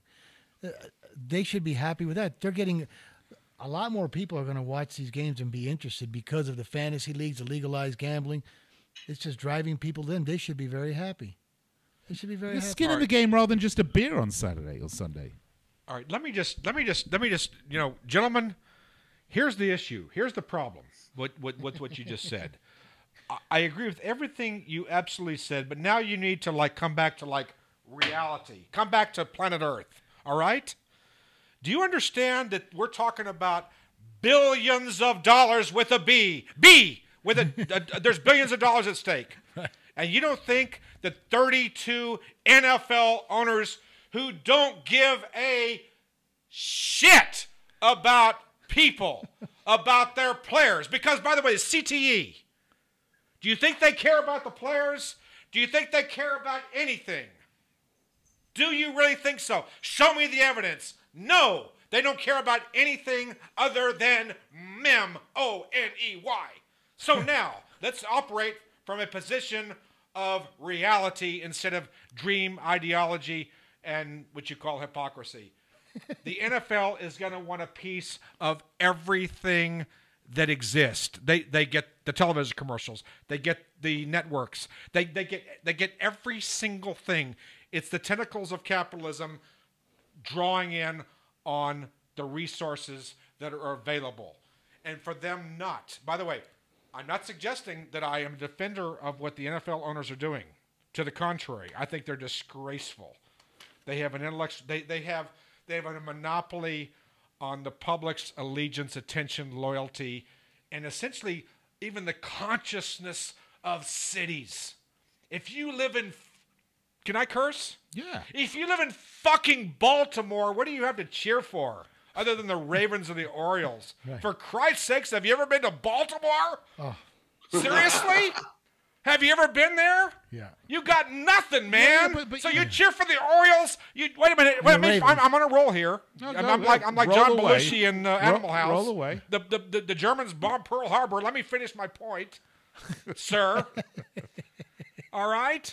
Let me just say, you guys are naive. You're foolish to think that the NFL is not, and the other four leagues are not going to try to get a piece of the action. So now let's talk about it from a position of reality. Yeah, ideologically, it's so hypocritical. Yes, it's so wrong. Yeah, but let's get, this is the real world. Okay, all right. But let me ask you this. Hold on. Let's talk reality then, okay?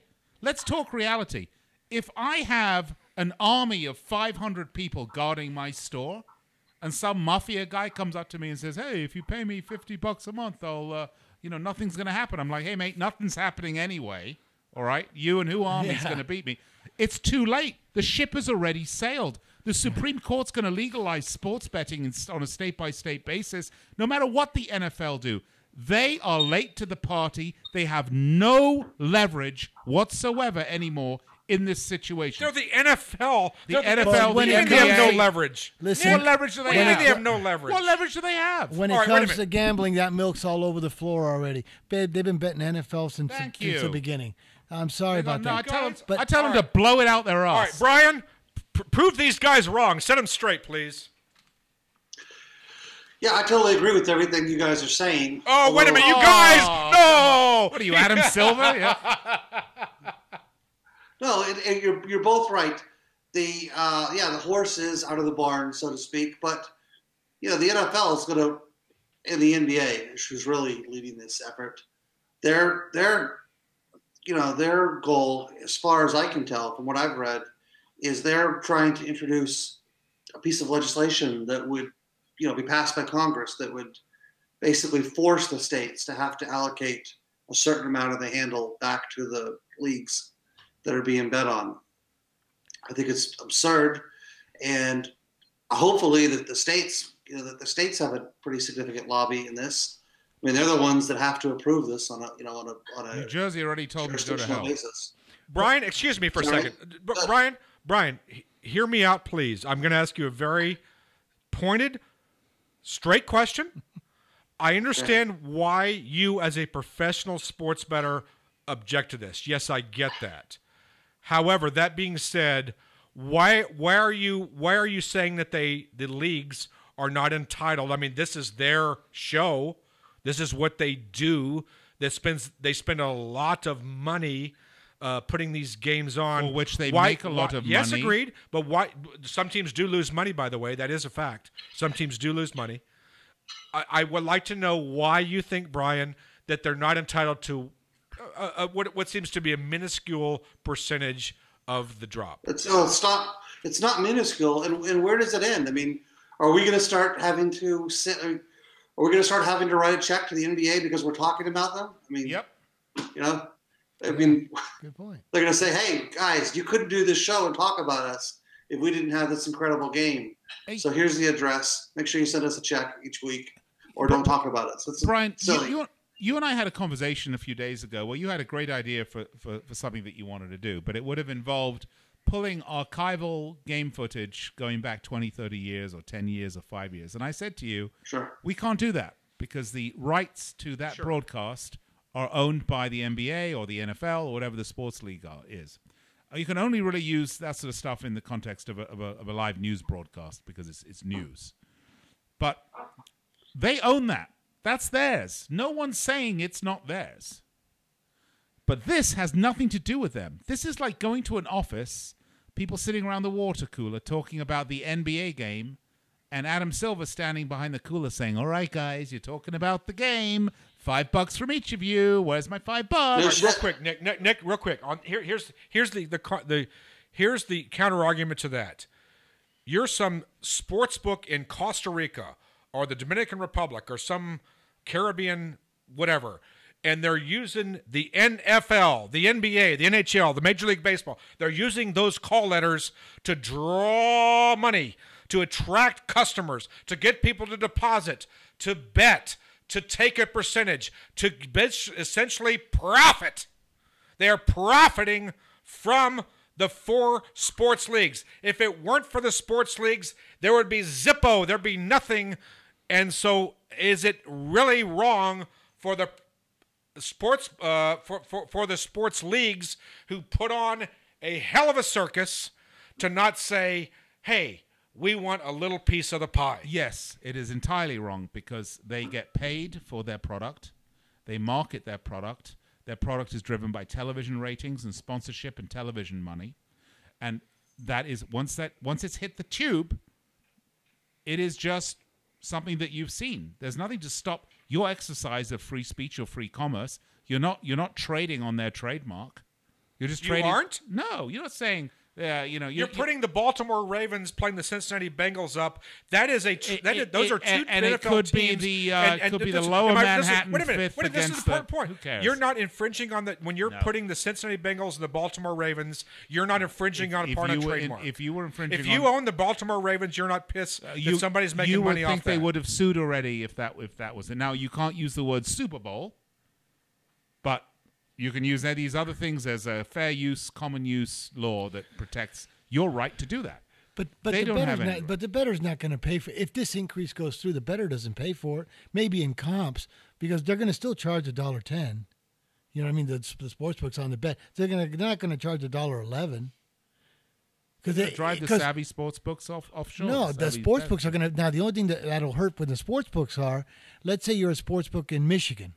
And now you got to pay this 1% fee from all your customers that are betting WNBA. You're just not going to have the room to give them comps. Let's say you were giving them comps for for drinks or food in your casino.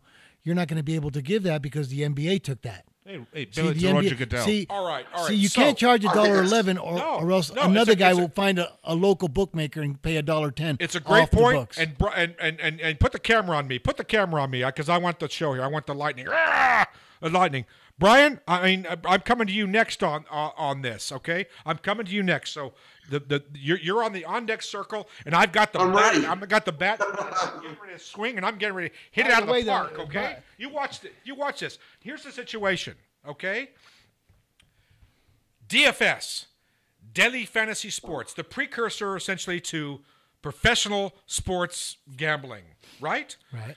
Which the NBA, NFL owns a piece. I understand all the politics. I don't like it any more than you do. What I'm suggesting to you is the pro sports leagues wanted a piece of the action, rightfully so. Rightfully so with DFS, because DFS was a game changer. It's changing the way people are watching the game. Are you kidding me? Why wouldn't every single NFL and whatever team not want a little piece of that action? They're changing the fundamental way people are watching the game. Are you kidding me? So are not they? I'm not saying they're entitled, but are they at least entitled to ask and request and demand a percentage? No.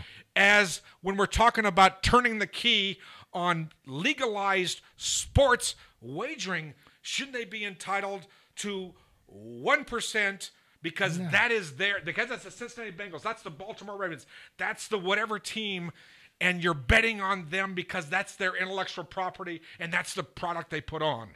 No, absolutely not. They should be happy that more people are going to watch their games because they can bet on them. Look at the WNBA draft ratings. I mean, it's a great example. They The should be WNBA. happy. No one gives a damn about that, but if you can bet on it, people will absolutely. watch it. All right, Brian, come to our rescue again. I'm getting beat up here. By the way, why do you think people in England like the NFL? I'm sure Because they like to bet on it. Wait a minute. All right, I'm gonna tear this whole. I just want to go around. I just want to scream and tear everything up. You need to calm the hell down. I'm about to go on a rant. Maybe before I do, Brian. I don't have a Brian, defibrillator no, here. Brian, Calm down. You're on. No, Cue. but you, Brian. Ah! I wish I could match your enthusiasm. Yes, you can. He's just a shill for But the NFL. I think it's a totally bogus argument. I wouldn't be surprised. At the end of the day, maybe they get, I don't know, 0.1% or some minuscule amount. I hope they don't. The whole reason we're even having this discussion is because we have a huge amount of states that are essentially broke, that can't fund their schools, roads. Good point. And this is a Hail Mary on their part to try to fund public expenditures. And I hope, for the sake of the states, they could pull this off without Adam Silver trying to reach into their back pocket and take any revenue they might be able to earn. It's like God reaching down and demanding 1% from the porn industry. Oh my God! I mean, it's the same thing. Let's be honest. There is no God, but there is porn. Okay. By the way, real quick, send all the hate letters and protests to Fifth Street Sports. Nick Geber. There you go. No, but I remember how popular. I remember that Artie Lang did a skit. This is how you know that there was so much gambling on fantasy football, because there was an announcer for the Giants. This guy was the absolute worst announcer on the radio, because he would drive the fantasy sports. In fantasy sports, you score by your player and that. He would drive the fantasy sports players so crazy. He was so terrible as an announcer. I remember there would be a play like Sims hands the ball to Meggett. Meggett's at the 40, at the 30, at the 25, 10, touchdown. No, he stepped out at the 1. He drove these guys crazy. He would drive you crazy on the radio. Meggett gets the ball. He's going to say sneak up the middle. Touchdown. No, he stopped at the 1-inch line. Absolutely drove the fantasy football players crazy. Oh wait, there's a flag. No, because it matters like who scores. Like the guy would get the touchdown. He goes, he's at the 50, the 40, the 30, the 20, touchdown. No, he stepped out at the 5. He drove the players absolutely crazy. That's how you knew that there was so much betting on fantasy football. That's the point, guys. Is that it's opening up a whole new market. It's legalizing an underground market. It's opening up a whole new market that the leagues don't have, that they can now market to themselves. Rather than try to put your hands into the engine that is sports betting, Why don't you try to put your hands and market your product more towards sports bettors and find some way that you can go directly after those sports bettors? No one's stopping the NFL having their own book. Do it Well, that way. I'll just make this point also, Nick. I haven't seen any. I've seen the 1% demand, and I've seen the union players also say, "Wait a minute, we want 1% of this." But I haven't seen anybody tell us what they're going to do with this 1%, other than enhance their own. No, they're going to use it for integrity-enhancing measures. The new Lamborghini, the junket to Phuket for the entire front office. I don't know what they're going to do. They're going to line their coffers so they can hire more lawyers so that they can cover up CTE even more, or whatever it is they're doing. Look, the hypocrisy is disgusting. These people are awful. These leagues make so much money hands over fist. And, yeah, there are teams that lose money. I understand that. But, we're talking about the mainstream sports. By the way. And I will say this. At least the NCAA, for as an insidious an organization that is, still doesn't support legalized gambling, sports betting. They are saying we don't. Well, that's the official policy. Yeah, but I mean, they're evangelical to a certain extent. Yeah, and at least their policy is consistent. Brian, what's your take on that? Because you got a good point. I remember. I mean, it's a convenient position to take. If I know that my wife is about to give candy to my kids, it's easy for me to say I'm against candy or dessert because I know they're going to get it anyway. Oh, yeah. So you get the free kudos, yeah. But if you've been against candy for 6 years and you're still against candy, I don't think I'm saying the NCAA is 100% in favor of gambling, and they get the convenience of being able to pretend like they're against it.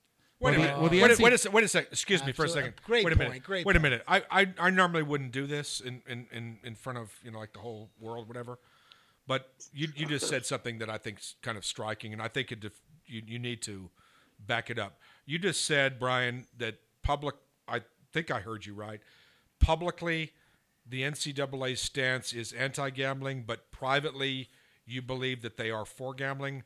I think that requires some explanation. Well, I think they are a professional sports league, just like every other professional sports league, although they are cloaked in the illusion of amateurism. But yeah, their product benefits from having as many eyeballs on it as possible, and the TV deals that they get, and other licensing deals would be microscopic compared to the numbers they're getting if it weren't for gambling. I mean, that's the reason. It's the reason we all turn on the TV, watch irrelevant basketball game on Tuesday night on ESPN or any other. I just want to say, Brian, I'm going to argue with you, but you get a rebuttal on this. I just think you're wrong. Okay. Listen, I understand a lot of people gamble on college football, but let's just be quite frank here. You live in a state that's football crazy. Oklahoma. Sure. I think you graduated from Alabama. Am I right on this? Which is that's like football mecca in a sense. When you get into states, especially like that, and I don't mean this to sound disrespectful, but that's essentially what that state's known for. When you say Alabama, you just generically say Alabama, they'll think Crimson Tide. They think the football team, and it used to be that way with Barry Switzer and the Oklahoma Sooners. That's a fact. I don't, you can say whatever you want, but that's a fact. So what I'm saying to you is, if there was no gambling in Oklahoma or Alabama, and none of them gambled, they'd still draw in Norman and in whatever Tuscaloosa, whatever. They'd still sell out. Am I wrong? Yeah, but do you think ESPN's going to air like UL Monroe against UL Lafayette? That's going to be on TV. Who's watching that? Well, right? Yeah, but even the marquee schools they're not going to get they're not going to earn the same. They're going to have Nick Saban getting paid $8 million or no way. There's no way. It's the whole system they're a professional sports league, although they have the ability to pretend like they're amateurs when it's convenient. But they have they have all of the benefits of being a professional sports league. They have labor that costs them close to zero. Yeah. They have the ability to receive tax deductible donations. Wouldn't the Denver Nuggets love to be able to get a $10,000 tax deductible donation Sure. from their fans. Sure. It's the ultimate racket. It is the ultimate racket. The NCAA is an insidious organization that essentially promotes what I believe is modern day slavery for a lot of the Please players. sue us. On there. I have two so kids true. that both played NCAA Absolutely athletics. correct. You know, Despicable organization. they make billions of dollars off the television rights of these The products. bowl chairman's made millions of dollars. And we are talking about, you know, the NFL wanting to put their hands in the pockets of sports bettors. I would suggest that I would say to the NCAA, I'm happy to give you a 0.25% integrity fee when you show some integrity and turn around and take those players and pay them at least a living wage. That's a very for the good work they do. To tie the so-called integrity fee to some kind of action. I mean, think that's a fair. I think that's a because fair I mean and this is a whole topic, another topic for discussion. But I mean, you know, it's just atrocious. But they're what getting happens to paid. these- They get scholarships. That's They get absolute a free crap. ride. Right? Yeah, that's such They get a bullshit, free Frank. ride. Let me tell you something. When I went to UCLA, and I graduated No? from UCLA, okay, They don't get. You're a scholarships. Bruin. You're I'm a Bruin. I went in late. I'd gone through the Army already, so I was a little older when I went through my undergraduate work. So I was able to see things maybe with a bit more mature of an eye. I will never forget the very last course I took was a music appreciation class because I was Oh, 3 man. units This shy. sounds like a I was 3 units shy. And Music appreciation. of graduation, I took this class called music appreciation. And let me tell you something. This was an exceptionally difficult class. Okay, the professor was really into music, classical music. You had to really learn. I mean, this was not easy. And, you know... It wasn't basket weaving. No, and the class was absolutely stacked with football players from the UCLA program who obviously thought the same thing, that this was a very easy class that they could take. And I got to know some of them. Some of these kids couldn't spell their names. Some of these kids were totally incapable of writing an English sentence and have it be coherent. But they were very good football players. And I would suggest to you that for many schools, particularly the big money schools, the schools that really enjoy the benefits of the NCAA, you know, bracket, that the value of an education for many of these people is zero. Number one. Number two is they go and they recruit a lot of kids from neighborhoods, and we're on this topic now. We may as well see it through. We'll go recruit a lot of kids from neighborhoods, kids that normally wouldn't otherwise go to college, kids that are responsible for supporting their families, or kids that have families and they have to support them. And they take them and they put them in school because they're good football players or basketball players or baseball players or whatever it is. And they don't give them a way to support their families back home. So a lot of them get into positions where they have to sell autographs or do all these sorts of things that the NCAA frowns upon. I would suggest to you that paying a living wage, I'm not talking about paying a college player $1 million for their, you cap it. You know, you're going to play college football and it can be staggered based on the size of the program. You're going to pay college football for, what is it, a AAA bowl team, right? Or an A1, I don't know what the what the level is. You get $50,000 a year. You get your education, you get everything taken care of. You get $50,000 a year as payment, which you can send back to your family or put it into a retirement fund, you know, or whatever it is that you have to do. And it's just done, and that's it. Because if they get injured a lot of the times, okay, these kids get injured. They don't have any pro prospects at the end of the day. Only a very small percentage of them make it to the pros. You know, allow them, at least afford them the opportunity to be able to actually get an education rather than worrying about, you know, taking care of their parents back home or their families or their kids that they have or whatever it is.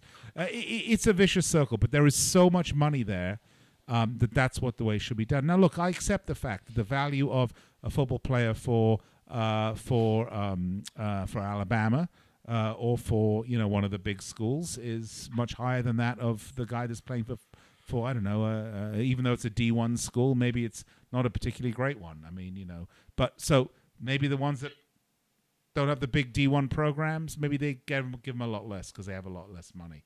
But whatever the chart is, the money has to be, some of that money has to be distributed. I'm not in favor of paying college athletes millions of dollars at all. They should definitely have ownership of their likeness, that's for sure. But, you know, pay them a living wage so that we can all at least watch them play and know that they're taken care of at the end of the day. Well, I totally agree. The difficult thing that I think we're going to encounter, and I think we're moving towards the situation that you described, but we also have to wrestle with the concept of Title IX. And if we're going to pay a football player $50,000, what happens to the softball player or women's volleyball player? How do we square Title IX with that? So I'm going to suggest to you that we pull our heads out of our asses and we look at reality in the face. Okay, is it softball and volleyball and bowling do not drive the revenue that the big sports do for the universities? We have to face reality here, and the reality is that men's college sports are the drivers of the revenue. You generally don't see them going into the inner cities to recruit a volleyball player who has a family that she has to take care of back home. Okay? It generally doesn't work that way. Well, college basketball for women is good and big in college. Connecticut, Notre Dame, those are big games now. Well, and if there's money that they're deriving through a fee that they get from sports betting in the NCAA, then that's where that money should go, okay? So I think you need to separate the NCAA from the professional leagues if we're going to actually make that differentiation and say maybe a 1% integrity fee or a quarter or an eighth or whatever it is on college sports isn't an unreasonable thing as long as that money goes to the collegiate athletes in terms of actual money for them, rather than, we're going to get a new building for the program, or we're going to have a new restaurant, a new massage room, or whatever the hell it is. It's a problem, because the bottom line is, guys, and I said this earlier, the college athletic ladder here, or the ladder of sports in this country, is that for almost all sports, the college system is the minor leagues. And that needs to change. But if that changes, it's going to gut college sports. It will not be the same as what it is today. By that I mean we need an NFL B league and an NFL C league, and maybe just like in other leagues, like for example soccer, you've got the championship and you've got the first division, the second division. You've got all these sort of lower leagues where people work their way through, and they do have that somewhat in basketball. That needs to be expanded. But, I mean, it was only recently in basketball that you couldn't come in as out of high school. I don't think you still can, right? You have to take a year off, right? Yeah, it depends on sport, but yeah. But, I mean, that's nonsense. If I'm a talented 18-year-old coming out of high school and I can hold my own with any professionals on the field, I should be able to go play. Well, I think that you made a lot of excellent points that probably everybody here, certainly on this panel, and probably a lot of listeners would agree with. Should college athletes be compensated for their labor, sacrifice, risk? Yes. Yes. I mean, we completely agree. Is the NCAA corrupt? Yes. Yes. But let's not conflate what I call very these are arguments based on justice. And now I'll backtrack. If you were to rewind this tape, you talked about let's deal with reality. Those are your words 4 or 5 minutes ago. And let me give you some reality, Mr. Geber and Mr. Perez and Mr. Oklahoma. Let me give you some reality. Have you ever considered the following? That perhaps by partnering and enabling and empowering the pro sports leagues, the NCAA, with this 1% fee and making them full partners, if you have them totally on board with the ship, does that potentially, instead of creating an adversarial relationship as exists today, as it's existed for 5 or 6 decades, as long as I've been alive, which is a long time, having them as partners in promoting sports gambling. Imagine all 32 teams in the NFL and all the other pro sports leagues promoting at the stadium, saying, we don't get a piece of the action. We don't want to. Imagine them promoting it instead. If you're giving them a little piece of the action, does that potentially create so much more of a handle, so much more of what you call, and Brian, who's with us in spirit anyway, listening to my voice, dead money? when people are seeing all the, I'll bet that, on the Cleveland Cavaliers, I want to bet $20. All those $20 bets add up. You cannot have an adversarial relationship with leagues that are. Wait a minute. Let me finish because I'm like getting really excited here.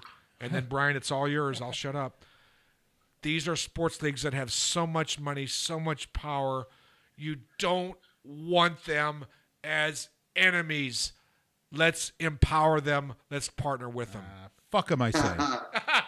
That's your description sounds like Nick's mob analogy that he used. Yeah, exactly. I'd hate to see something bad happen. Should I crawl under the sofa here and hide?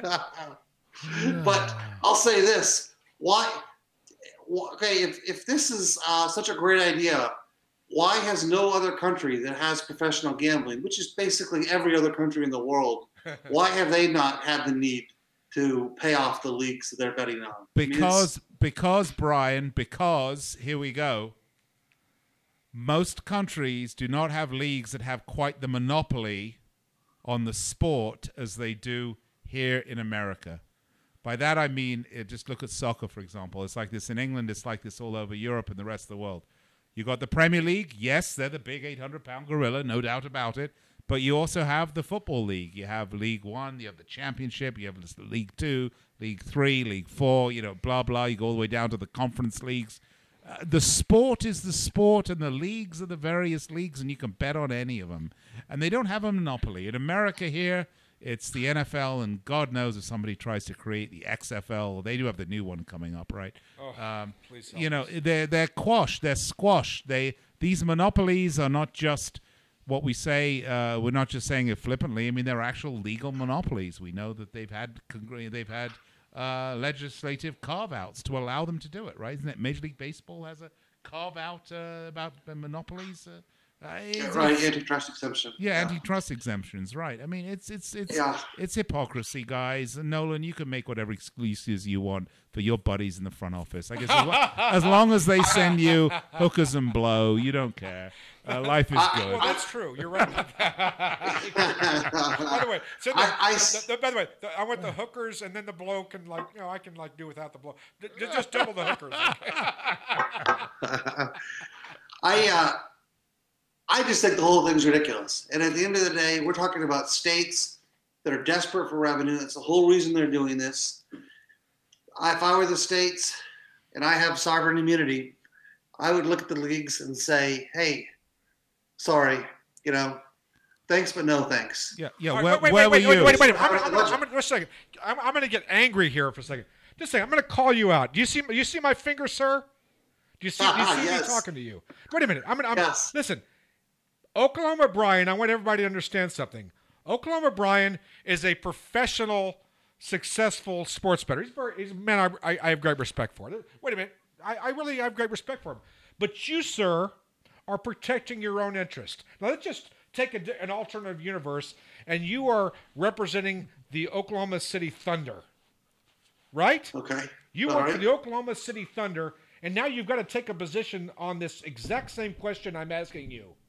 So are you telling me that you would sit there and say the same thing if you were representing the Oklahoma City or the Kansas City, whatever the city, and you're trying to protect their interests? By the way, which they're constitutionally, legally entitled to do. It's not as though that they're making shit up.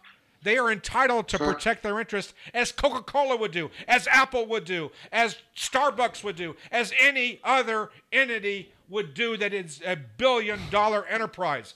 Why would you, Brian, have any, it's a loaded question, would you have a different position if you work for the Oklahoma City Thunder or you own that team, sir? I suppose if I worked for the Thunder and I thought there was someone stupid enough to buy this argument, I would I would continue to make the argument. But imagine that Coney Island tries to charge 1% on people that bet on the hot dog contest. Yes. Good. By the way, we're going to have extensive coverage of that. Good comeback. Oh, Nathan's, yeah. But actually, I just want to point out, Nolan, you mentioned the word Apple. during that discussion? Yes. You've got to send your $5 over to Cupertino. I mean, it's the same thing. Look, it's like Apple saying, well, we make the best cell phones. Everybody wants our cell phones. Anytime you buy a cell phone now, you should have to pay us money, whether it's our phone or not. Now, if you use our technology, that's one thing, but they're not. Again, you're conflating. I'm not conflating anything. No, I appreciate what I call, I'm right and you're wrong. No, wait a second. But we're talking about an enormous amount. This is not just like periphery money. It's not just something that it's not getting pom-poms or programs or popcorn. We're talking about something. Hear me out, gentlemen. What I'm about to say. We're not talking about just pom-poms and popcorn. We're talking about something that fundamentally changes the nature of the way people watch and cheer and buy tickets and follow teams. Okay, but I'm going to say the same thing. It changes the entire sports fan dynamic. And so are they not entitled to have some voice in that, sir? And so does Talk Sport Radio. It's changed the way people interact with their football teams, their basketball teams, their professional sports teams since it came out in the 50s. Do the leagues deserve a piece of the profits that the radio stations make for airing sports talk radio? Because that changed the way people interact with their sports teams. How about the newspapers when they started printing about the baseball back in the day when it was in the bubblegum things? I mean, come on. Should the newspapers give basketball or baseball a piece of their action because they talk about it? It's the fact that they talk about it that's increasing the popularity, which means more people want to watch it and interact with that sport. That means they can charge more for their sponsors, more for their gate admission, more for their hot dogs and whatever crap they want to throw down your throat. That's where they benefit from it, not from putting your hand in the sauce pocket. That's bullshit. But now, let's think that about in your this. pipe and smoke. Now you're in South. Give me the pipe. But now you're in South Bend. Okay, now this is legalized, completely legalized. There's big money being bet, and you have Notre Dame plus 3.5. Okay, didn't used to matter a lot of times, but now it matters to everybody. You have Notre Dame plus 3.5, and they're going for a game-tying field goal with no time left. Now, if they make that field goal, that game's going into overtime, and you might lose your bet with 3.5. How many people are going to say, well, we love Notre Dame, and that's our school, but boy, I hope he misses his field goal. Just a second. Let me. I hope he misses his field goal because they're only going to lose by 3, and we got 3.5. Let me say something, Frank. I'm gonna go back and I'm gonna show my age. All right, Brian, are you listening to this? I am. You interrupt me, and I want you to jump through that screen. Wait a minute. Wait.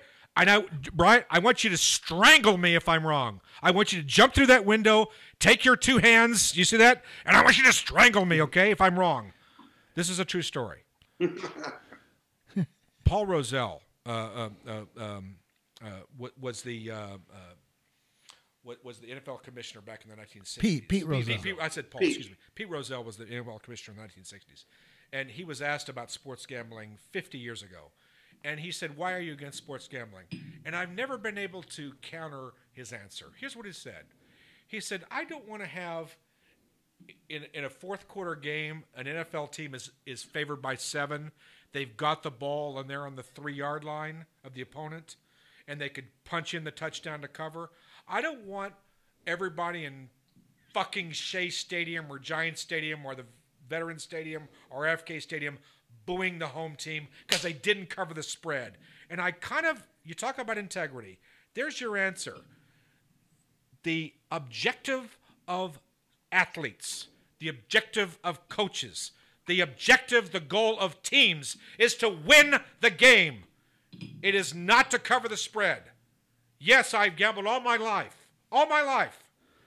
But that cannot influence the decision-making of a quarterback, of a coach. No, I didn't say the whatever. quarterback. And so what I'm saying is Pete Rozelle correct that his concerns that you'll get home fans booing the home team because they don't cover the spread? He's not correct, and I'll tell you why. First of all, when you said, I'm going to go back a long time to tell you a story, I thought you were going to say you were the guy that when the Hindenburg blew up said, the humanity. The humanity.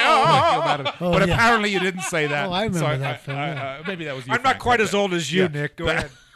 But No, that's You got stuff on Claudius the Sixth. yes. I mean, you know. But the reason that you're wrong, the both of you are wrong about this, is because everybody's wrong, but Nick. It's just numbers. More people are going to go see the Green Bay Packers play because they are fans of the Green Bay Packers. That's just the way it is. People are going to bet on sports, but it's not going to be 100% of the people that go through the turnstiles to see the team play. Those are going to be fans of the game.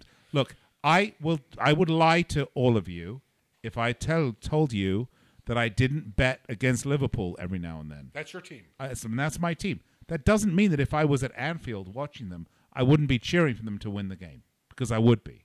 There's two sides to me. There's the fan of the team, and then there's a guy that likes to play a little sports bet every now and then.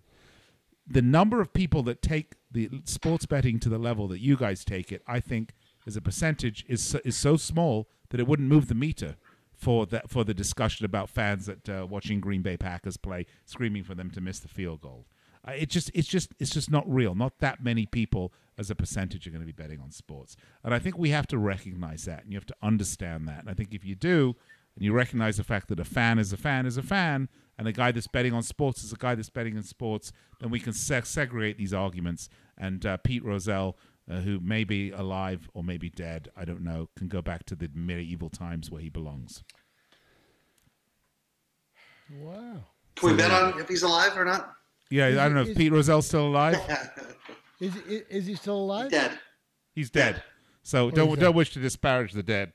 But he's been reincarnated in the medieval times. I don't know. But anyway, so look, I think that we have different opinions, and I'm getting tired, guys. All this yelling and screaming. Tired? We were going to talk about the Vegas Valley. Are you ready to concede? Are you conceding, sir? I'm not conceding. You're I know I'm right. It sounds like a white flag. You're conceding. No, I'm the not argument. conceding anything. Thank you very much. No. By the way, I need to have like flags here. Like, I need a flag plant, like man on the moon, like one small step for man. Do you think? As I look on here, I can bet on. For example, I could have bet any sports.eu right now, and I could bet on presidential candidates or senatorial candidates. Should they get a piece of what's bet on them too? Yeah. Well, hey, what happens when you have a 16 parlay with 4 different sports? How do we decide who gets the money on that? Oh, it's impossible. It's ridiculous. Exactly. It's impossible. These are ancillary discussions and agreements between people that have nothing to do with the sports league, except they are the topic of the discussion. Let me have 30 seconds to close out my point. Of course, I agree with all of you gentlemen in the sense of it does hurt professional sports handicappers. Yeah, percent to pay to the state or pay to the integrity fees. Is there hypocrisy in all the leagues? Yes, of course. Do I want to see the owners of teams get richer? No. To the contrary, I'm populist. I'm completely opposed. But what I'm saying to you, gentlemen, is are they entitled to at least ask for a percentage? I think they're entitled to at least from a starting point of negotiations. And I wouldn't mind again having them on our side when it comes to full-time, full-bore sports. But I think it's a good thing to have them on our side. So I will say that I think that you gentlemen are a bit ideological, but let's get into the real world. If you throw them a little bone, it may be good for all of us. Forget the bone. They're getting the bone because we're able to giving us bet. the bone. Forget throwing them a bone.